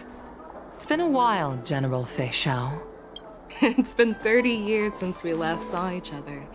Right, Yukong? Yes. Back then, you were the vanguard of the Yao Qing's Verdant Knights. And I was a pilot of the Luofu's Rainbow Fall Fleet. Who would have thought that upon meeting again, you'd be a general, and I'd have given up flying. Really does feel like a lifetime ago. Well, I wouldn't say I haven't seen you in 30 years. After all, your great victories are announced through the Yellow Bell resonance system every day. So I'm well aware of your great feats. How's your health holding up? Still stable, I suppose. Do you still remember the medic who saved me in battle? That healer with the odd name and peculiar temperament. What was his name again? Was it Pichu? Or Kachio? Jiao Cho. He's been my retainer and personal healer, delegated by the Alchemy Commission from the Xianzhou Yaoqing. Over the years, he's dedicated himself to managing my condition.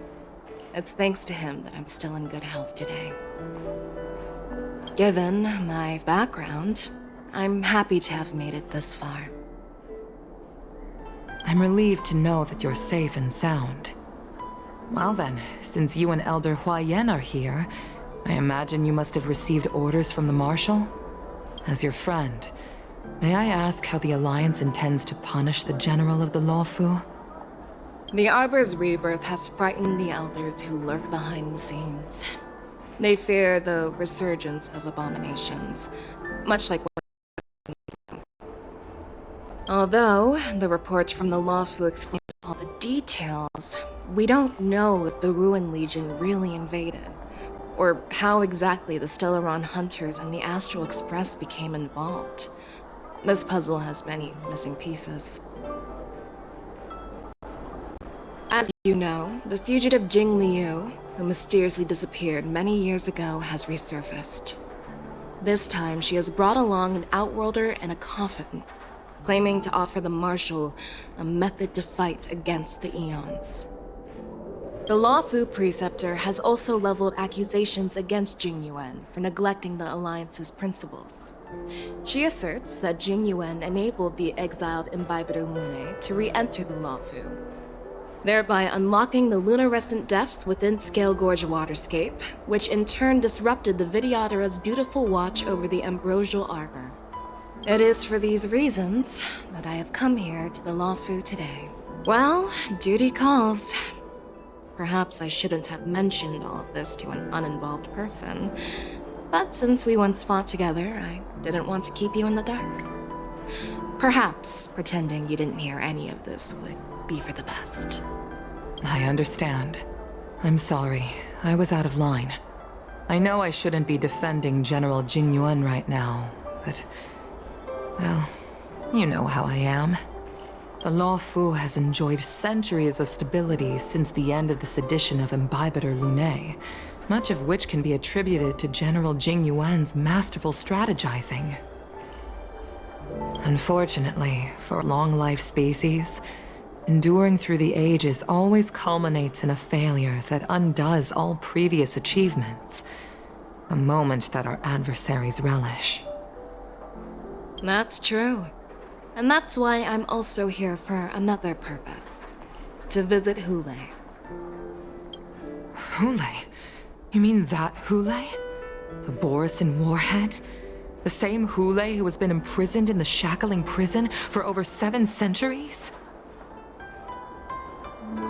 Apparently people really hate this guy. The nemesis of the Foxians who will never be forgiven and shall be imprisoned until the end of the cosmos. I can't quite remember the exact wording, but yes, the very same Hule. Usually, only emissaries from the Xianzhou Yaoqing Skyfaring Commission visit him once every century. Why do you have to visit him now, of all times? The Foxians and the Alliance made a pact to combat the abominations, aiming to achieve justice and free their kin. That werewolf monster is to be forever imprisoned in the dark recesses of the Shackling prison, facing unending retribution. Given the situation on the Lawfu, those on the Yaoqing are concerned about Hule's imprisonment. I'm afraid that the routine visit every century is no longer sufficient to ease their concerns. That's why I was sent here, to reassure them.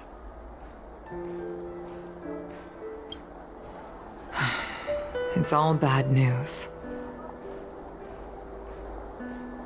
Well, not everything. There might be a silver lining. Oh, by the way, I found some clues about the thing you asked for. Tell me more.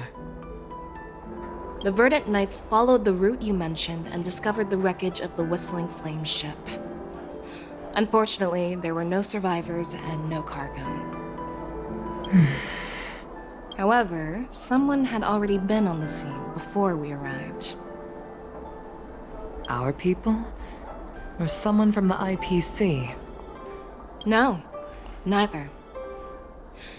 Yukong, have you heard of a person named Ron May? Okay, how's she involved now?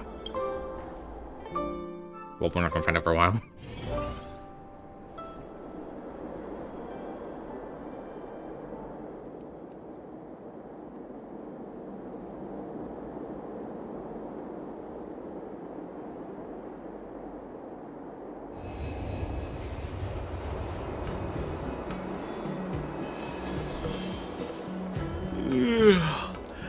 I'm still feeling sleepy.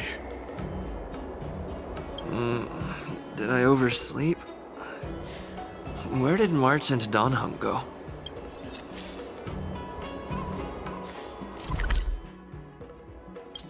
Apparently missed someone. Okay, well, that'll be all. Hope you enjoyed the first part of this past event. Oh, continuance? They're watching a play? Oh, bye-bye.